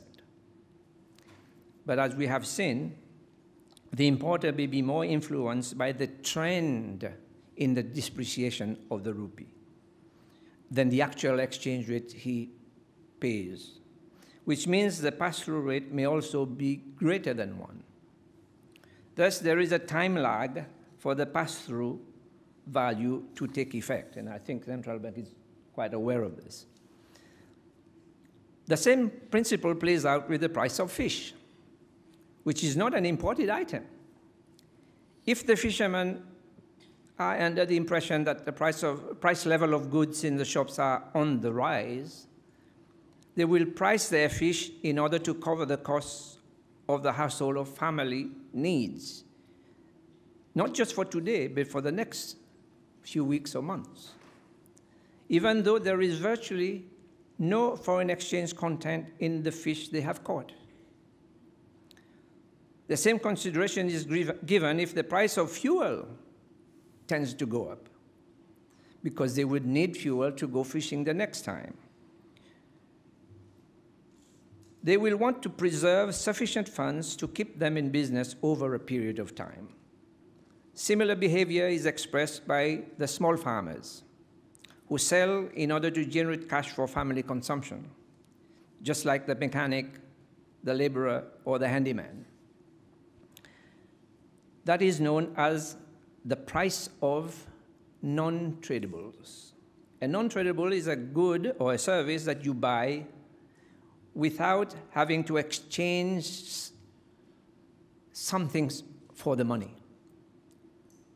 For example, a good service that you buy without the object of exchange of money is a haircut. You pay the money, but you don't get anything in return, just a haircut. So this is a non-tradable, in terms of economists use this term as non-tradable. The exchange rate will have a bearing on the price of haircut because of its effect on tradables. That is, the goods the hairdresser needs for his own use. Hence, price inflation on imported goods, in our case, because we import most of our consumption, can also affect prices of services or other goods that are not imported or not actually traded. In a small economy, open economy, some products are manufactured locally, either using local inputs or imported inputs. These products are usually also available in the international marketplace. Hence, imports will compete with them. Here, if the currency depreciates, competing products from outside would become more expensive compared to the locally produced ones, depending on the extent of the inputs in the production. Other costs such as labor, electricity, etc., would determine the local price. But local producers of goods are constantly aware that imported finished products, as Norman mentioned, are their main competitors. The local producers, however, have the advantage of a short supply chain. As far as their customers are concerned, they can virtually give the goods on demand. Thus, the, oops, sorry, I lost the page.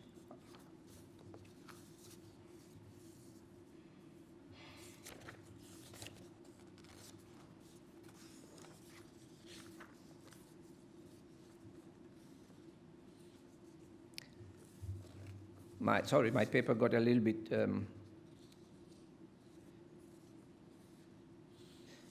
okay, so the local producer, can beat the competitor importer by being able to supply on demand.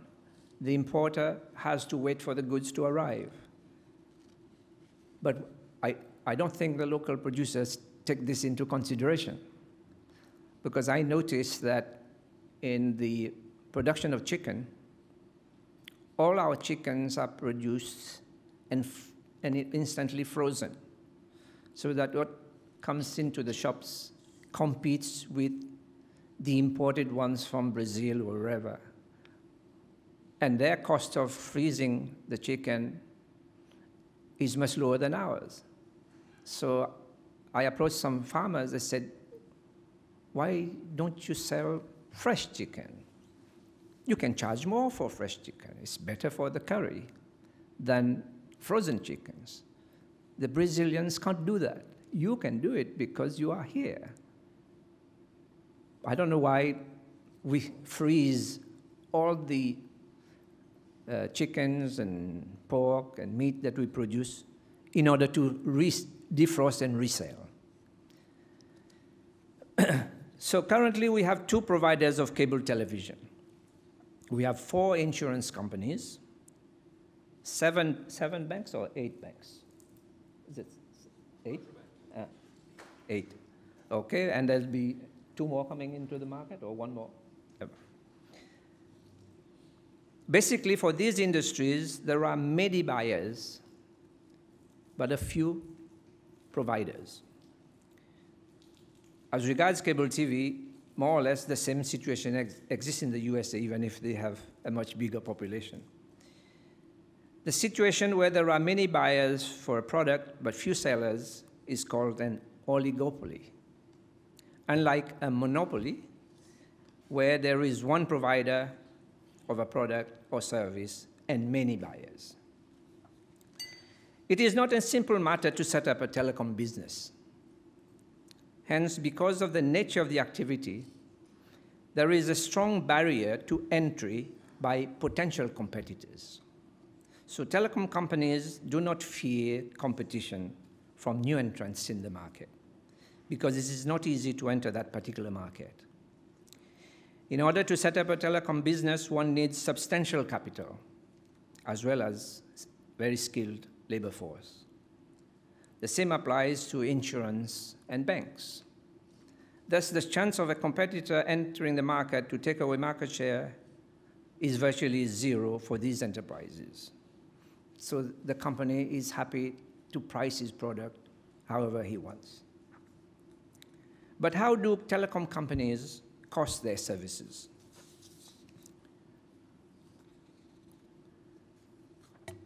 Oh, where did this go? The main element in a telecom business is how long will it take for the business to recover its capital investment. In other words, the rate of depreciation. Depreciation is charged against profit, net after operating costs have been covered. In one paper I read, there was a proposition that telecom companies were depreciating the cost of their capital investment in too short a time. Thus, they were overpricing their product. But that view did not take into account advances in technology, which puts pressure on the business to invest in the latest technology in order to maintain or increase market share. Consequently, there is an inbuilt obsolescence, which means capital must be preserved, hence faster depreciation. And in our context, capital is almost entirely dependent on bank borrowing, since the capital market is still in infancy. Banks themselves own very little of the money they possess. Sorry if this sounds like gobbledygook. Of the 16 billion rupees worth of assets, the 7 or 8 commercial banks that declared in their last balance sheet, 15 billion are deposits of customers, our money, not their money. What they sell, in effect, is a service to look after our money. And that is where they compete, or likely to compete. The result of competition is to increase deposits to become the entity that has most customers. The product of banks is not really loans, since by definition, banks in Seychelles are deposit-taking institutions, although lending is where they make their money. Currently, loans account for less than 50% of the deposits of customers. So based on this outcome, banks are literally a place just to park your surplus funds. But banks are commercial enterprises. They earn most of their profit from the interest they get on loans. Since they lend less than 50% of the customer deposits, the source of funding for loans, you can understand why lending rates are relatively high. I think we were mentioning this earlier. From the interest they earn on loans, banks have to pay out interest on deposits made to them. To entice you, they say, we'll pay you interest if you keep your money with us. The net interest earning is what banks depend on. Of course, banks earn interest also in investing our deposits in financial instruments like treasury securities.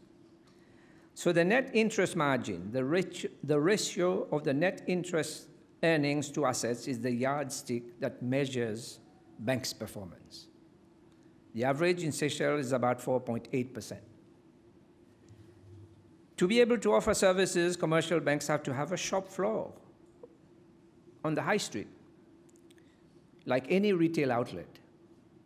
The high street is a description of a place most frequented by customers.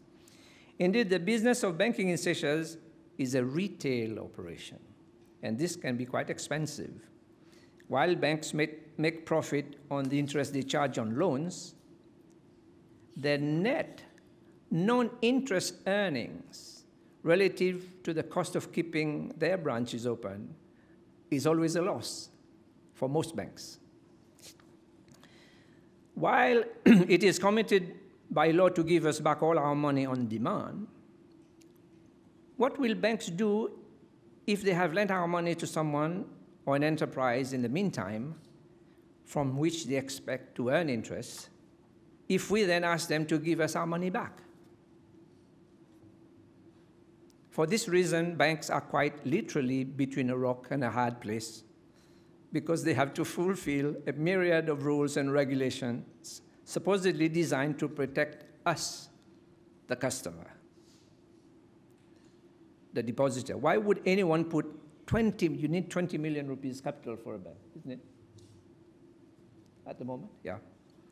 20 million rupees to open a bank, only to be restricted of what you can do.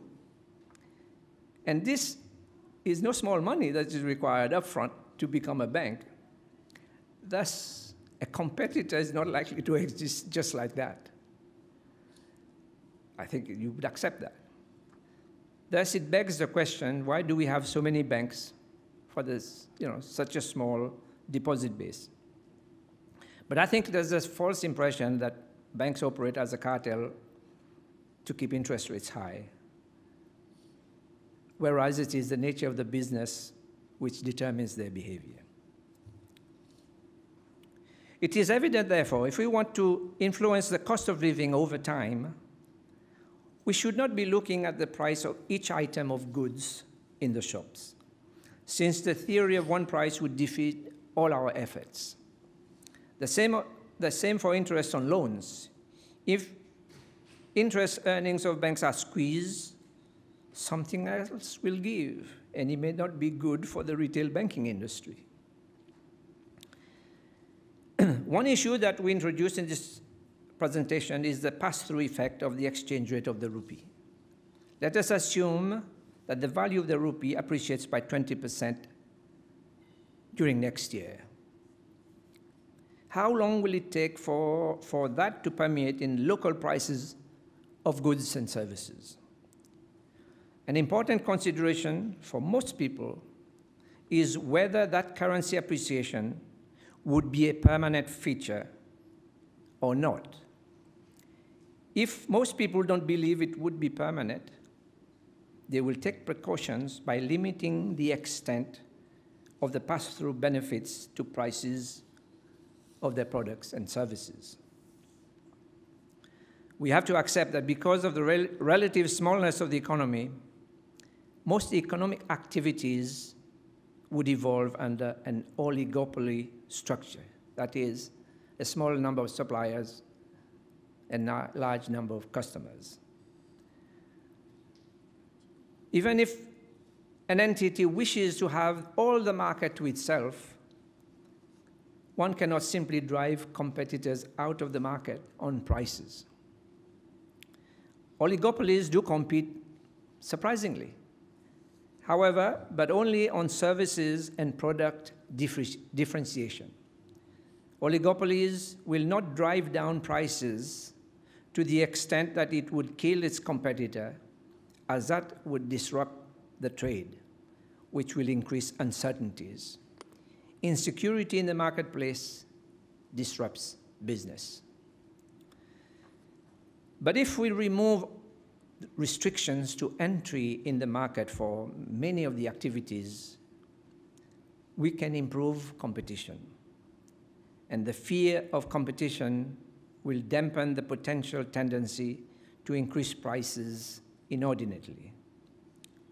Of course, with a stable or preferably fixed exchange rate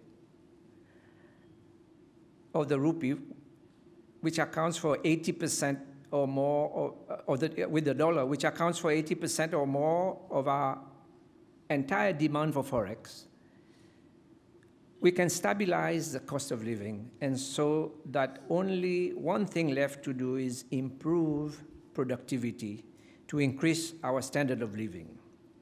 And that, of course, is the subject for another time. In conclusion, what we need to do to keep prices down is create a stable exchange rate over the medium to long term. Once traders feel that they would be able to obtain the same amount of rupees for the foreign currency needs to restock the same amount of goods or maintain the same level of services, they will eliminate the additional premium they have added in their calculation when they price the goods or service. And with the stability of prices, consumers will plan their expenditures over a longer-term horizon, thus increase their spending power over the long term. As we have demonstrated, pricing for goods and services is not as straightforward as we think. At the moment, we are very much in a free enterprise environment compared to recent past. Free enterprise works on risks. The lower the risks, the lower prices will be for goods and services. Thank you.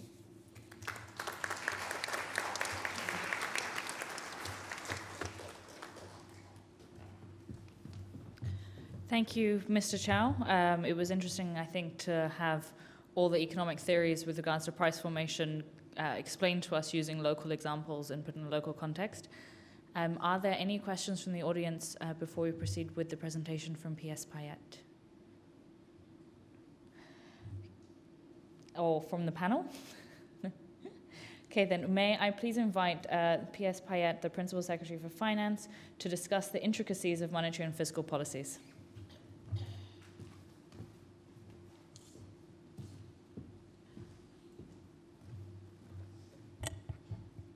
Thank you, and good afternoon.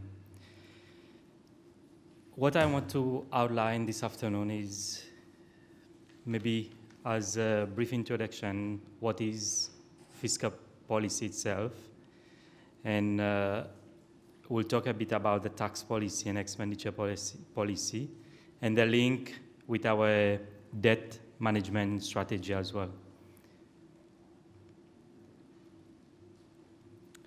Just to give you an overall view of our budget process, because there's a lot of link with the fiscal policy, with the budget process.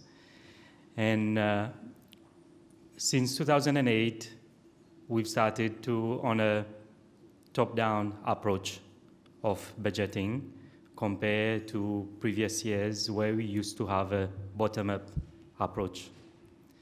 What I mean by top-down approach is we try and see how much revenue we will collect, forecast it for the next 2 to 3 years, and then based on our debt strategy, how much do we need to save for us to meet the fiscal balance on a yearly basis. And as you know, we have a debt to GDP target of 50%. It used to be 2018 that the target, now it has moved to 2020. So we target of how much savings that we need to enable us to reduce our debt to GDP target by 50%. And the residue that we have, this is the expenditure that government decide of how much spending that we can afford. This is the new way since 2008, after the reform that we've tried, that we do the budget process. And as you know, to decide on expenditure and even on tax revenue sometimes, it's not an easy process because there's a lot of discussion of the impact it will have on the whole economy as well. So just to give you a broad idea of what we, as the Ministry of Finance or the government, on the fiscal policy side, how do we use the government revenue collection, the tax, especially tax revenue collection, and how do we spend it to influence the economy itself?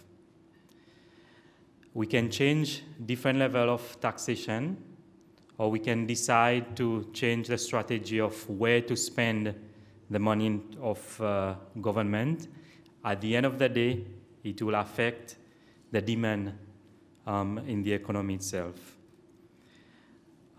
Just to give you a few examples of maybe some perspective of the fiscal policies that we introduce during the medium term and how this affect the different macroeconomics variables. For example, if we take aggregate demand, we take the example of tax policies on vehicles and on fuels as well. But in the context of Seychelles, sometimes we see that some of the basics of economics variables does not work as much in the context of Seychelles. For example, we see that when government decided to increase tax on fuel, you will see that in the first 3 to 4 months, a reduction in the demand of fuel. But then, in the next 5 months, you see it's back again to the original demand that you used to have maybe to the previous years. You see that in some of the economic aspect, the macroeconomic aspect in Seychelles. And then some of the challenge that we have is in regards to capital spending in the, from the government itself. This will definitely increase investment in Seychelles. But one of the challenges that I will discuss later in the presentation on the expenditure is the recurrent versus the capital expenditure of government. We've seen that the recurrent expenditure is still high compared to the capital spending.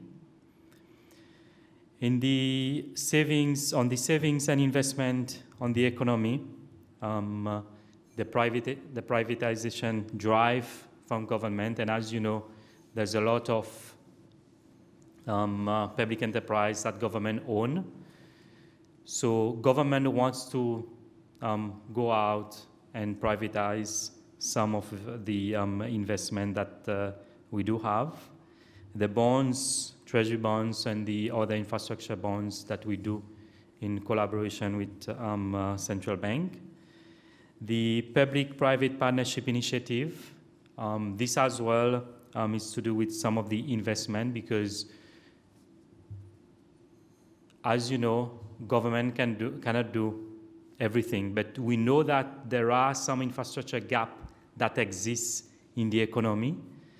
So government is putting forward a new initiative, especially new legislation, so that we have more PPPs happening in Seychelles. For income distribution, we will be introducing the progressive income tax system in 2018. Universal subsidy. There has been a lot of discussion, especially during the 2018 budget, on the best fare system, where the government is reducing subsidy. Before 2008, when we did start the reform program, we used to give at least 200 million to SMB. It shows you that in the government budget, 200 million was going directly to a universal subsidy. So even though you were rich or you were tourists, you can afford some of the basic commodities or other goods. It was being subsidized by the government or taxpayers at the end of the day. So what did government introduce since 2008? A welfare system that is more targeted to the most vulnerable in the society. So we've seen that from the 200 million that we used to spend just directly on SMB to subsidize some of the prices, we've seen that currently we are spending almost just 80 million through the welfare system. So it shows you that some of the decision that government needs to take in regards to expenditure that it has a direct impact on the whole economy. I will touch a bit on some of the tax policy that we have. And as you know, there's a different element of taxes in Seychelles. Some, it's directly on individual. Some, it can be directly on goods and services that we consume or into the economy. And some directly on businesses. Currently, the income tax is at 15%. And next year, we'll be introducing the progressive income tax with the tax-free threshold of 8,555 and 50. Business tax, we have different tax rates, 15%, 25%, 30, and 33.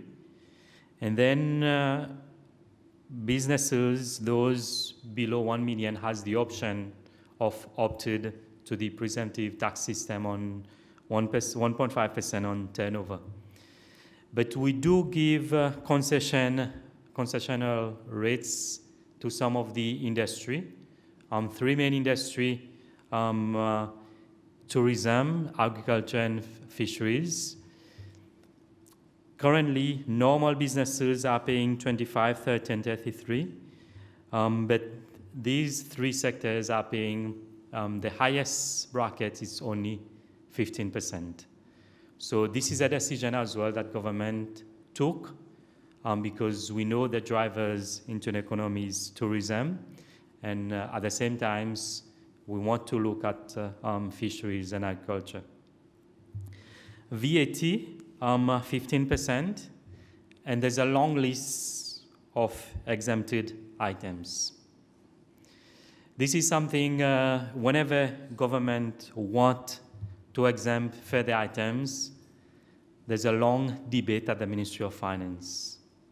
What items do we still keep on putting on the list? For example, when we do exempt items, it's for everybody in the economy. For example, when government decided this year to increase the number of goods into the exempted list, it costing around, on an annual basis, almost 40 to 50 million. But even though you are on a high income bracket, you're still receiving the exemption. So this is a debate that we do have at the Ministry of Finance. Do we need to bring on more exempted items so that it's more targeted to a specific groups in the society, or we make it universal? And then we have the corporate social responsibility tax, which is 0.5% on turnover. And it's specific for businesses which has the turnover of 1 million. But the businesses has the option as well. If they want to only give government or SRC for collection 0.25 only, the 0.25 they can give to a CSR benefactor. We have the NGOs, civil society, or some of the community-based programs. TMT, tourism marketing tax, 0.25% on turnover, and it's specific for tourism businesses. What we have agreed as well with for this tax, when it came into operation in 2013, 2014, we agreed that all the collection that we collect from SRC, or every 1 rupee that we collect, government will give an additional 50 cents to tourism marketing. So approximately, we are collecting 55 to 60 million per year, and government has to give an additional 30 million. So in total, we have now approximately 19 to 91 million in tourism marketing with the Seychelles Tourism Board. And then we have the excise tax and custom duties, which is mainly for alcohol, petroleum, motor vehicles, and tobacco. Custom duties, there's a few other items as well. And other taxes, it's mainly trade license, which indirectly it's a tax, but it's a license, which indirectly it's a tax, and then we have some of the sum duty. The total collection of the budget itself, 81% of the revenue collection, it's from tax revenue. So most of the revenue collection from the economy is from tax, and only 14% is other non-tax revenue. And this is fees and charges by other government entities or lease property. And then we have the dividends collection from the state-owned enterprise, and 5% in grants. From the composition of the tax revenue, 10.5% of GDP, most of the tax revenue is from the VAT. Okay, business tax and excise tax is only about 6%. Income tax, only 3.8%. It used to be higher. This I've took from the 2018 budget, and as you know, we are introducing the progressive income tax, and with that, we are collecting less income tax compared to what we used to collect in the past. I will just take the composition of the VAT so that you see a bit the sectoral composition from the VAT side. Almost 51% of the VAT collection is from tourism. So it shows you the dominant of the tourism sector into the economy. 8% is from locally manufacturing goods, 6% only from construction. ICT also about 8%, and financial and insurance sector is only 4%, and the other small sectors 12%. So any decision that government needs to take in regards to taxes, we need to assess of what it will have an impact on the sectors that we are collecting the revenue from. So how much less revenue, if for example there's a decrease in taxation, how much less revenue from these sectors, and how they can drive more growth into the economy. I will touch a bit on the expenditure side. The way there has been a lot of talk of the quality of spending. What I mean about quality of spending is the recurrent spending versus capital expenditure. This has been a long debate from different stakeholders, and I will show a chart later which still show that we are still spending a lot on goods and services compared to capital expenditure. So how do we decide the level of expenditure in the different sectors? And as you know, there's a lot of social element of spending currently in our budget. Almost 40% of government spending is from the health sector, education, and family affairs portfolio, which bring on board the benefits and approved program of social program of governments, which is the Agency for Social Protection. It shows you that a lot of spending that government is doing is with these three sectors. So any policy decision to reduce government spending, it will have an effect on the social element. Then there has been a lot of debate about the social program, especially with the Agency for Social Protection, where we've seen other programs well targeted. Do the most vulnerable in the society are receiving these benefits that government is putting in place? For example, the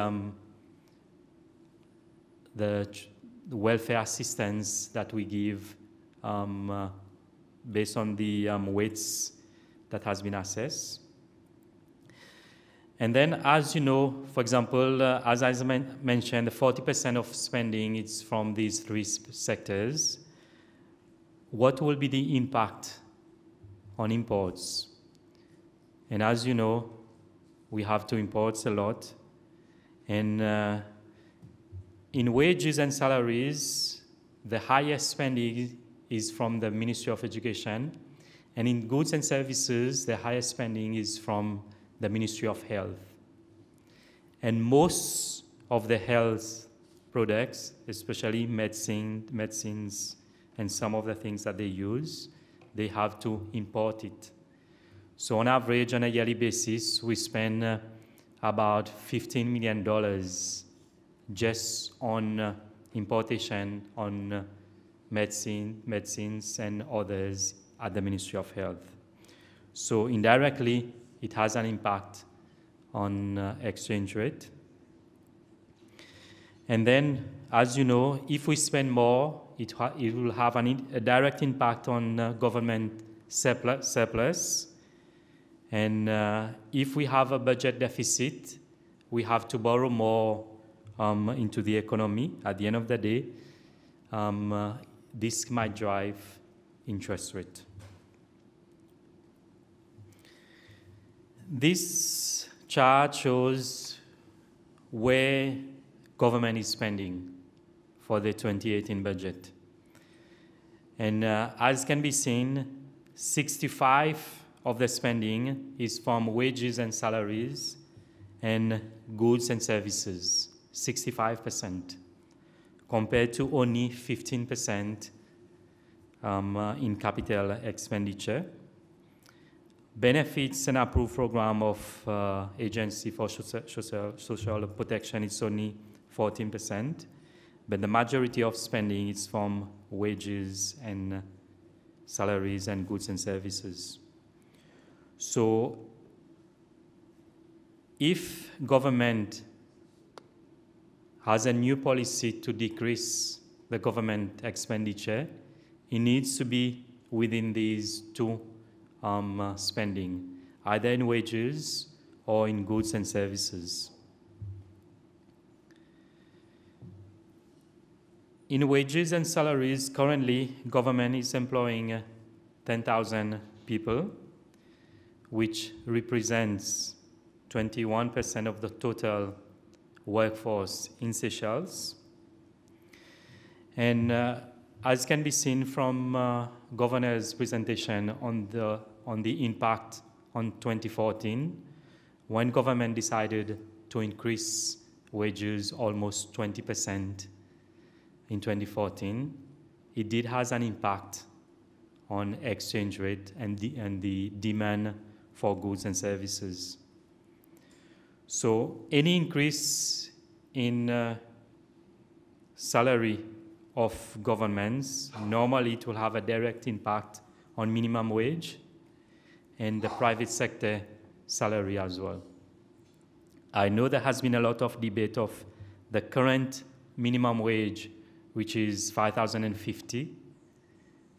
But if, for example, we do use the pressure that we are having, for example, with a politician to increase the wages, even, for example, the minimum wage to 10,000 rupees, it will have a direct impact on the whole economy as a whole. So this is something that we as technicians and working in close relationship with the central bank, we need to be extra careful when we are announcing a new salary increase. Goods and services and capital spending. As a small market economy, we've seen that there's a lot of entities and ministries. The way the setup is done is ministries is only for policy direction, and budget-dependent entities, they will regulate or enforce the laws or policies that government have. But there has been a lot of setup in the past 8 years. For example, if we take one example with Seychelles Revenue Commission, when I started work at the Ministry of Finance, Seychelles Revenue Commission was a division within Ministry of Finance. Compared to today, it is a commission on its own. So it shows you with the level of entities that we have created, maybe with the new modernization of our laws that we have, and some of the international practices that we have. But in regards to capital expenditure, this is something that definitely we as government, we want to see more capital spending, but the challenge as well, the challenge is the capacity for ministries to do more. For example, this year, even though there has been a level of capital spending, we've seen that almost 30 to 40 million government will not be able to spend on capital spending this year because of the capacity constraint that we have in some of the project units within the ministries. Another expenditure types, which is almost 1 billion rupees with the 7.8 billion budget that we have, is the social programs and benefits of government. Is it well targeted? The debate that we are discussing with the Ministry of Family Affairs to see more targeting approach with the welfare system. Because the way it is structured now, it's just one structure and it fits all. For example, you might have a family maybe with different circumstances where the needs might be different. But the way the setups are in social programs and benefits, it's just one setup. This is something that we are discussing with the Ministry of Family Affairs, so that next year, hopefully, there will be a total reforms in the social programs and benefits. The sources of financing in capital expenditure. And as can be seen, most capital spending is from domestic financing. We used to have a lot of foreign grants, but we've seen this on a declining phase. But definitely, government would like to see more. This is why we are introducing the Public-Private Partnership Initiative, and hopefully we see the new law during the first 6 months of next year. And hopefully, today we have the commercial bank, and hopefully they will be able to finance some of the PPPs in the future.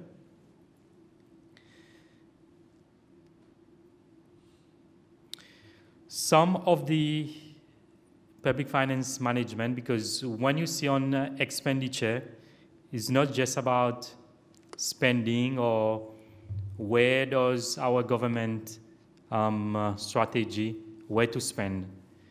We do a lot of public finance management reform to see a lot of efficiency in government spending. For example, one of the reforms that we have introduced in the past 3 years is the program performance-based budgeting. And hopefully with the 2019 budget, all government entities will be on program performance budgeting. What does this entails? They will have a specific outputs at the end, and government will see how much spending it will put in one particular sector. For example, one of the targets is we know the deficiency currently with our educational system is the level of pass marks in mathematics in secondary school. So currently, on average, there's about 40 to 50% with grades C and above. But what government want to see, if they are putting more money in education, they want to see the pass mark to increase on a yearly basis, especially in some of the key subjects. Fiscal transparency. I know this has been a lot of debate of availability of budget documents. There has been a lot of discussion with Mr. Paul Chow of make it available to Seychellois. But we know that we've started to do it for the past 3 years on the Ministry of Finance website, but we want to do more as well in regards to fiscal transparency. The fiscal risk analysis of state-owned enterprise. As you know, there are a lot of public enterprise, and they have huge assets, and they employed a lot of Seychellois or expat locally. So what we are doing now is to ensure that there are more transparent in the way we publicize the fiscal risk analysis with the budget documents, and hopefully with the 2019 budget, there will be more thorough analysis done on these enterprise. We are currently working with IMF in assisting our technician to do so. The internal and external audit. What we used to have, there has been a lot of reports from the external auditor and internal auditors, and even from the FPSC of the National Assembly, but there was no follow-up. What government has done is we have set up a government audit committee, which is made up of people from the private sector, so that at least they can do some follow-ups with the ministries and departments and ensure that they have proper action plan in regards to any deficiencies that are in place. We want to improve the procurement procedures, more transparency. Currently, we are reviewing the laws.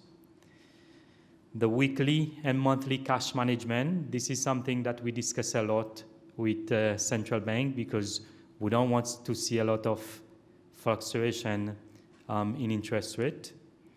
And we talk a lot with not just between Ministry of Finance and CBS, but at the same time with Seychelles Revenue Commission, because as can be seen earlier, 81% of the revenue collection is from taxes. Earlier, I've touched a bit on the budget surplus. From the table, you will see that the pattern, the way our primary budget surplus, that's exclude the debt interest.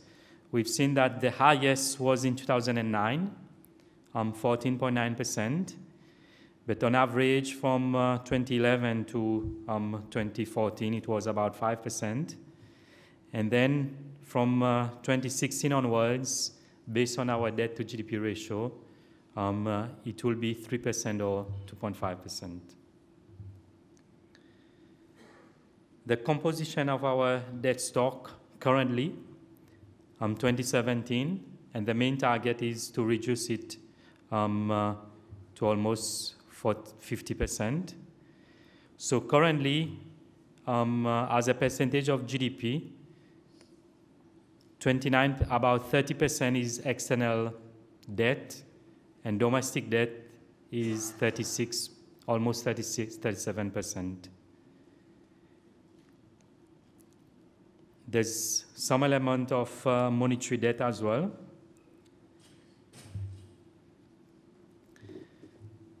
This is a chart I wanted to show from 2018 onwards, how much that we need to repay on an annual basis. And CBS is our banker.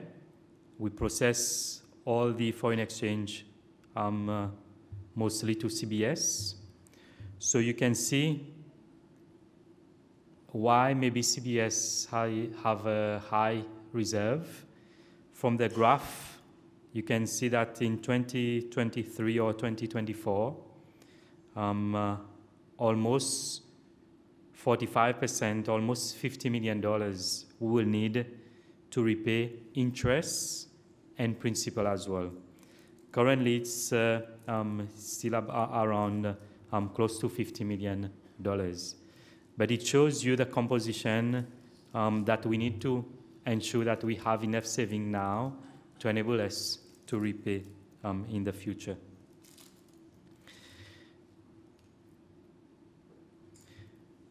Just to touch base on the change at the Ministry of Finance for the past 1 year or so.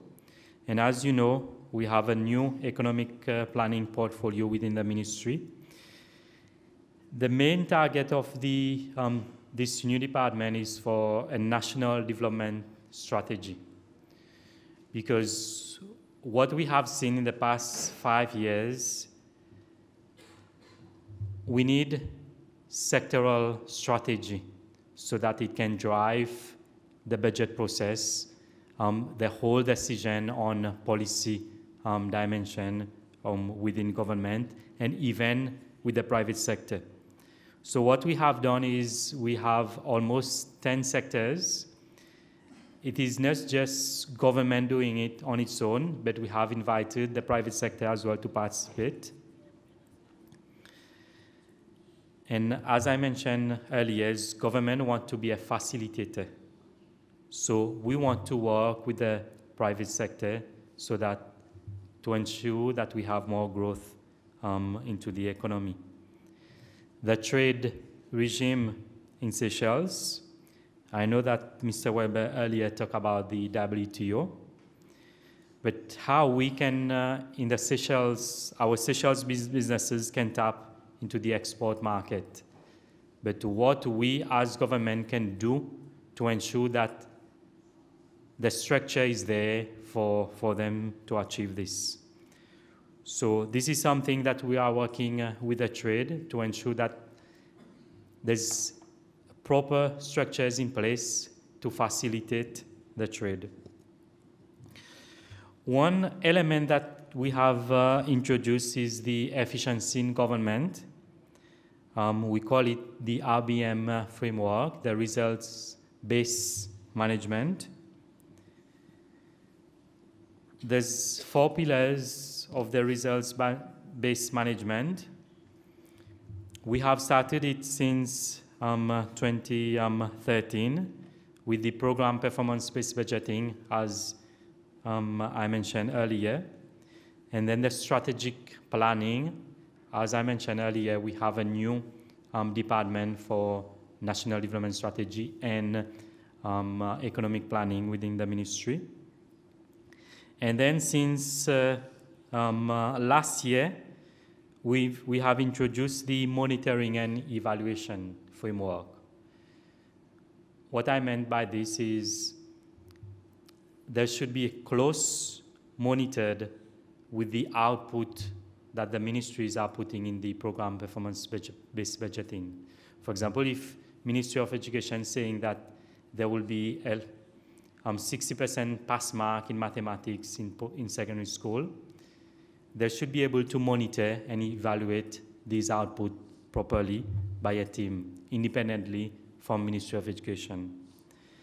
But one element that is still missing is the individual performance. Because as a staff of government, I need to see where does I fit within the overall strategy of that particular sector, and I need to have performance target on a yearly basis or every 2 years. So this is something that we are working closely with Department of Public Administration to emphasize in the next years also.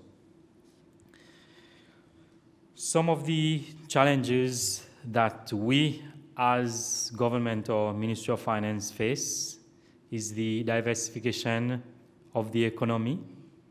Currently, we know that the tourism plays an important role, but what about the other sectors? We are working, yes, towards the blue economic concept, but what about the financial sector as well? This is something that we are working with the financial sector for us to have a proper strategy as part of the national development strategy. And as you know, we are very dependent on imports. So we are working with, for example, the fisheries, agriculture, to ensure that they have the proper structures in place, to ensure that, as mentioned by Mr. Weber, that the 85%, 95% of local production that we used to see in the past, that we see it in the future. I mentioned about the infrastructure gap, yes, in the transport sector, housing, and in the other sectors as well. But hopefully, we should have the public-private partnership initiative. The framework is in place, but the law will be in place in 2018, so that we do encourage the private sector participation in public-private partnership. So this is a summary of some of the fiscal policy and some of the challenges. I thank you.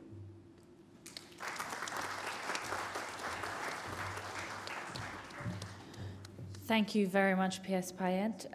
Are there any questions from the audience, or do I get to bombard the panel with my own questions again? Yes, two. So the gentleman further back first, I think, and then the gentleman in the middle. Do we have a microphone?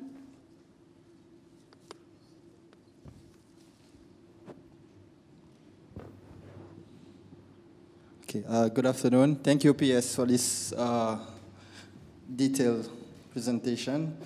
I recall in 2008, when the IMF came to Seychelles for the reform, economic reform, we were told that the government is too fat, too big, and approximately 1,500 or 1,600 personnel from the government lost their job as part of the process.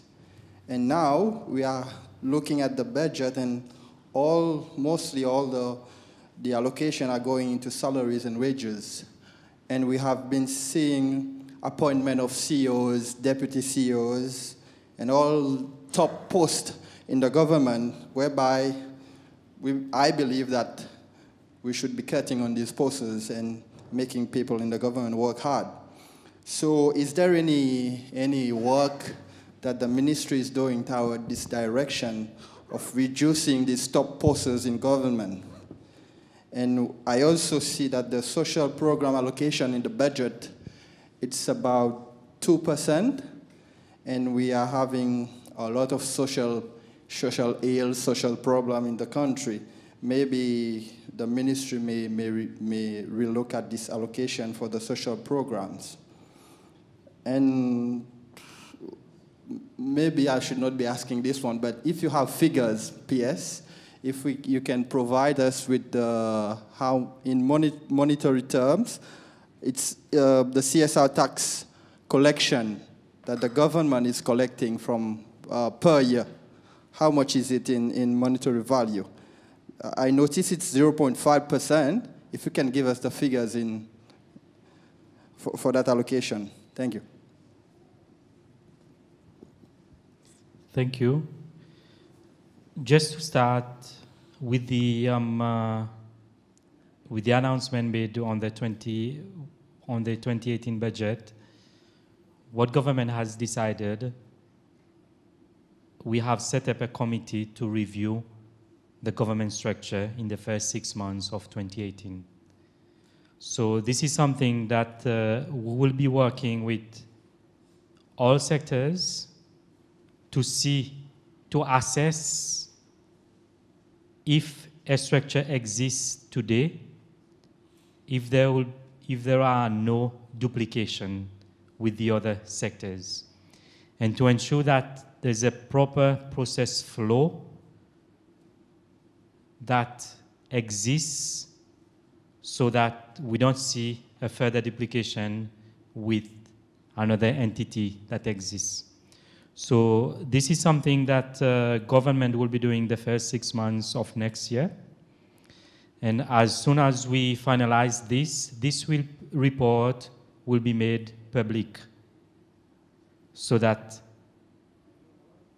the public will see the thorough assessment that government will be proposing, and this will be used as part of the 2019 budget. But maybe to mention as well on the salaries and wages,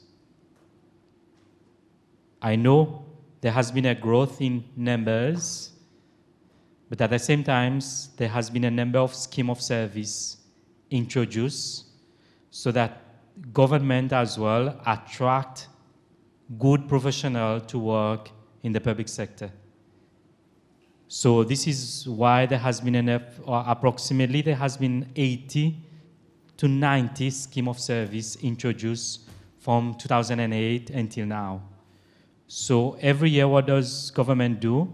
We assess how much we can afford in new scheme of service or in new revision of scheme of service. For example, if you are introducing a new scheme of service for Ministry of Education, where the highest workforce is, the proposal, for example, just to introduce a marketable skills, for next year, it will cost almost 16 million rupees. So it shows you if you are going to touch the inducement or basic pay, it will cost more. But I think government has done a lot to keep the professional working in the public sector. But definitely next year, we'll be doing an exercise to review the current structures that we have to ensure that we don't have duplication. In regards to the second question, in regards to social programs, I think the 2%, it's only the social program of central government, because eventually this, in the future budget, you won't see this, or maybe it will be almost 1%. Because, for example, what can be seen, there's a lot of these expenditure.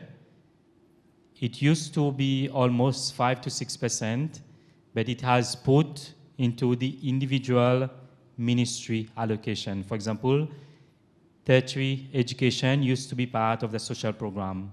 So now what we have done is allocate it properly in the Ministry of Educational budget.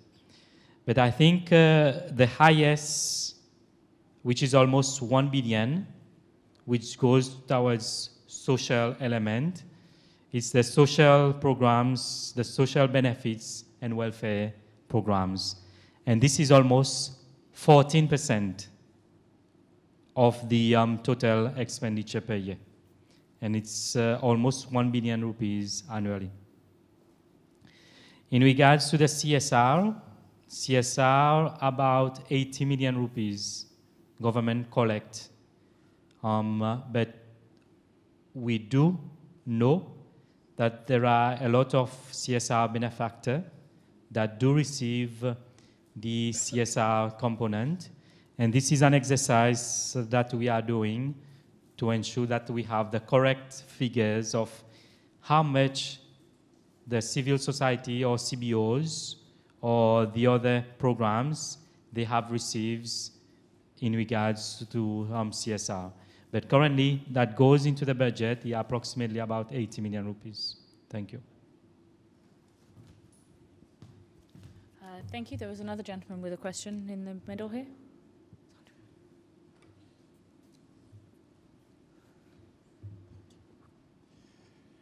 My question is for the governor in relation to a fiscal policy item by the PS, the bonds. So the minimum chunk for a bond is 5,000 rupees. If you look at consumers and their consumption patterns, they will have sort of a monthly bill of 500, a life insurance policy where they pay 600. That is how much they would sort of afford monthly for their regular spending in terms of consumption, which of course becomes a lot of money at the end of the year. Even if, for example, you say 500 on a bill in a year, it's 6,000. So 5,000 for a bond is therefore not affordable in the short term for this consumer. Perhaps, is it possible to reduce the minimum from 5,000 to a lower figure? And how will this affect penetration into those consumers who are consuming more and saving and investing less? Thank you.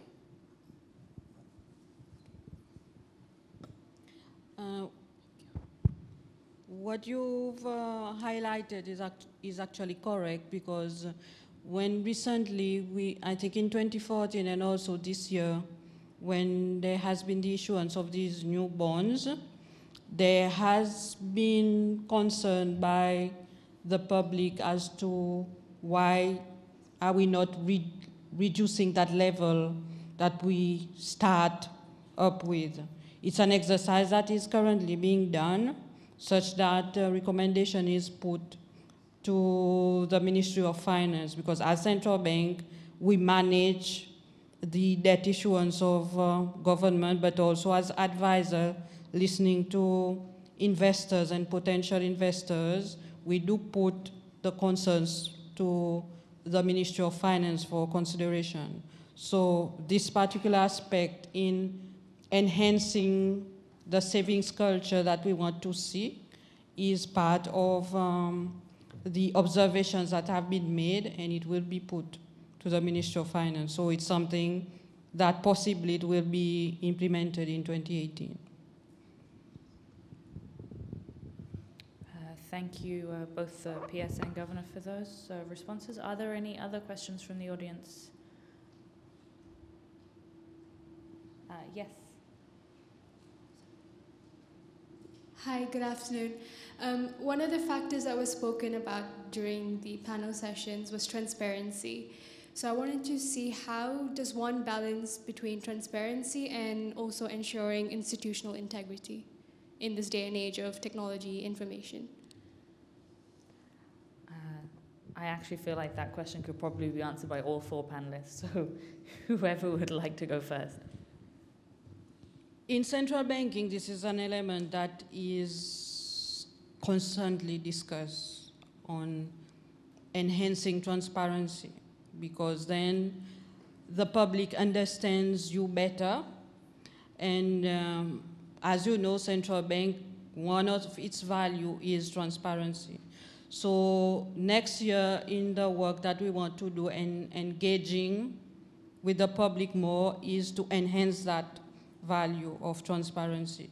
So it is something that central bank will enhance, and especially when you see this institution that say it's government but independent of government, it's a critical component that there is enhanced transparency in its dealings.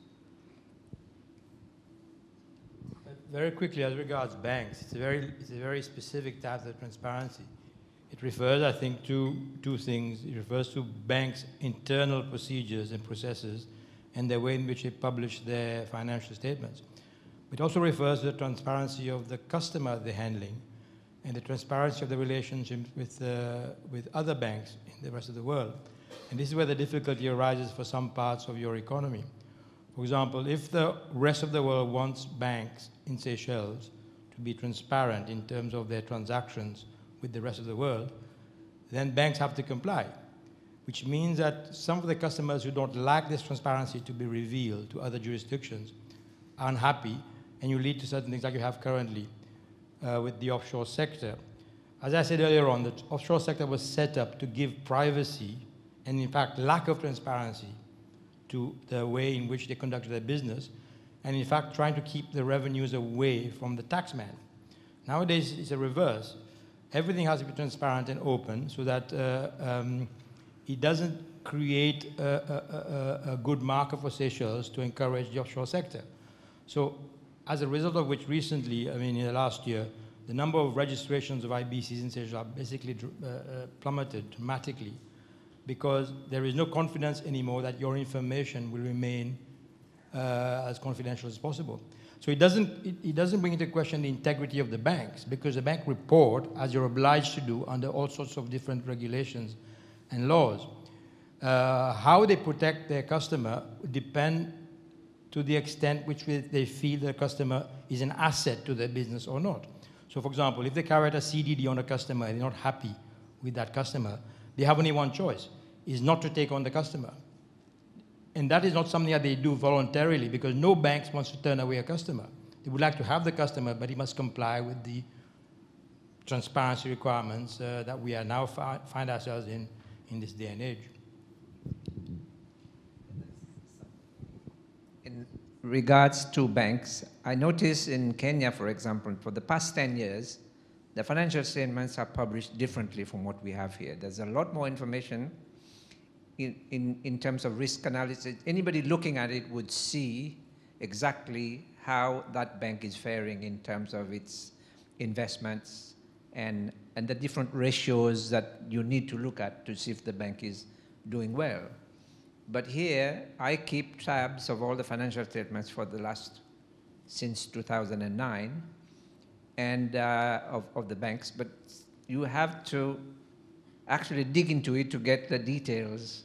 Sometimes I have to chase the managers for months to give me your financial statements so I can see beyond what is published. And so I think, Norman, you mentioned a new way of publishing. Yeah, so I think that would meet what the Kenyans are doing, which is it gives you a lot more detailed information so you can assess how that bank is performing. Yes, but our IFRS 9 is designed to protect the integrity of the assets the banks are carrying. So it's intended in the long run to protect the customer. But the bank must now make more provisions in terms of impairments of present and future decisions and must provide for it in a much bigger way. Of course, the more you provide in terms of impairments, the less your profits. So in the accounts that are published, especially with the RFI now coming into effect for accounts that will be in next financial year, published in the following financial year, this is now a whole complex impairment provisions that need to be provided for. If you looked at the recent accounts of Seychelles breweries, they actually publish what they will be going to do in terms of complying with IFRS 9, because it means, for example, all financial instruments, right, have to be provided for in terms of its potential impairments for the future. Yes.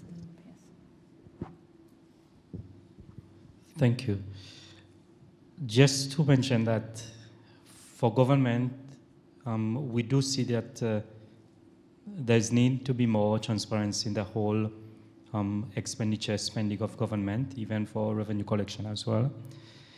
For example, the graph, the chart that I have shown earlier, almost 50% of spending is from either goods and services or capital expenditure.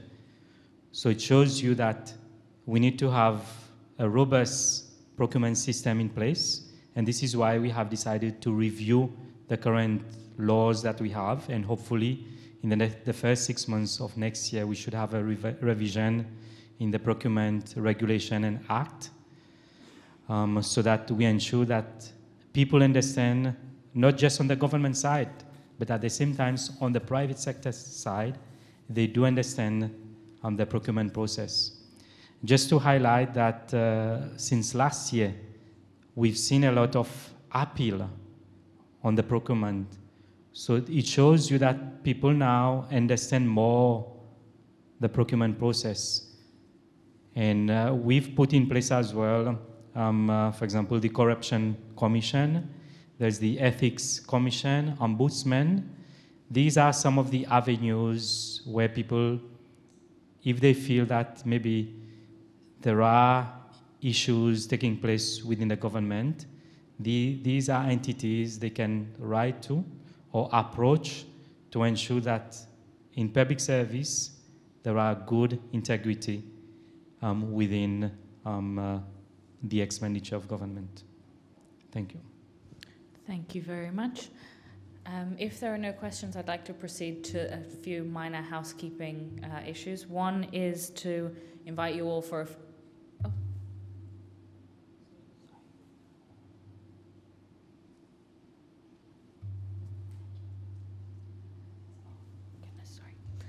Sorry, I'm jumping ahead of myself here with housekeeping. I would actually like to invite the Governor, because the Central Bank has something quite exciting that we will be launching now. And so the Governor will have the honors of introducing you all to this new project.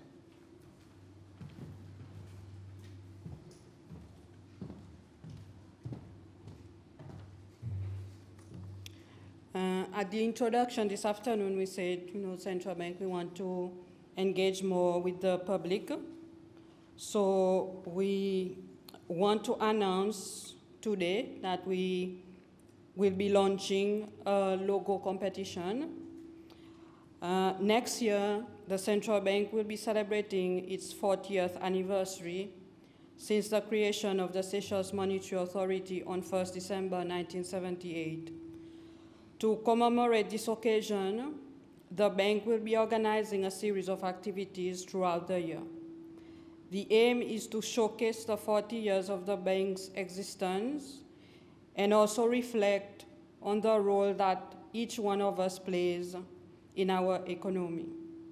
Whilst the bank's prime objective is to maintain price stability, our individual actions are of paramount importance in achieving this objective. The bank, therefore, wishes to reach out to the general public through its financial awareness campaign, an example of which is today's symposium and also other activities. To kick off the activities for the 40th anniversary, the bank is launching a logo competition to commemorate 40 years of central banking in Seychelles. The logo will be used during the year on all promotional materials and at all events that will be organized in relation to the bank's anniversary. Further details of the competition will be available on the Central Bank website and in the newspapers during this week. So we are encouraging all to participate. So we thank you once again to participate in the first Central Bank Symposium, and we look forward to working with you towards the 40th anniversary of the bank. Thank you.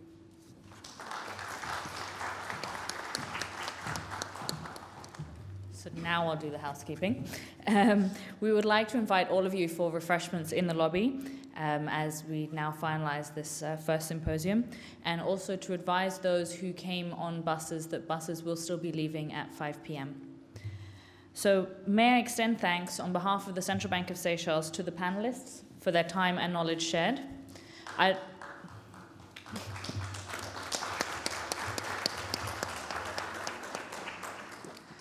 I would also like to thank all the students and other attendees here today. Thank you for your participation and the interest shown in the subject matter. Thank you for taking the time to join us today and to engage with the discussions, and for those of you who did ask questions, for asking questions. May this be the beginning of an ongoing knowledge-sharing process, fostering increased interest in central banking and the financial sector as a whole. Thank you again.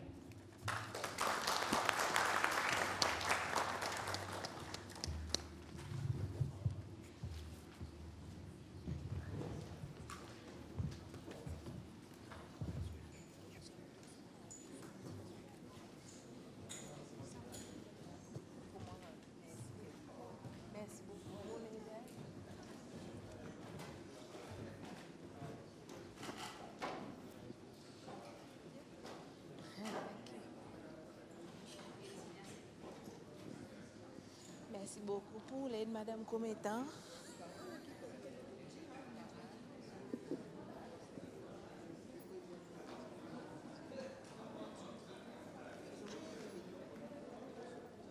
Je trouve ça là. Ça tabal qui point là.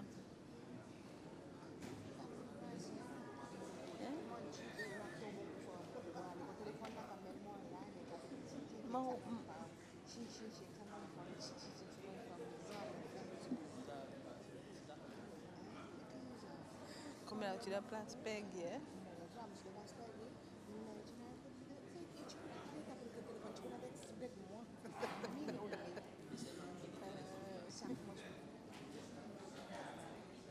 Brian, meu parang gouvernement qui m'a envoyé.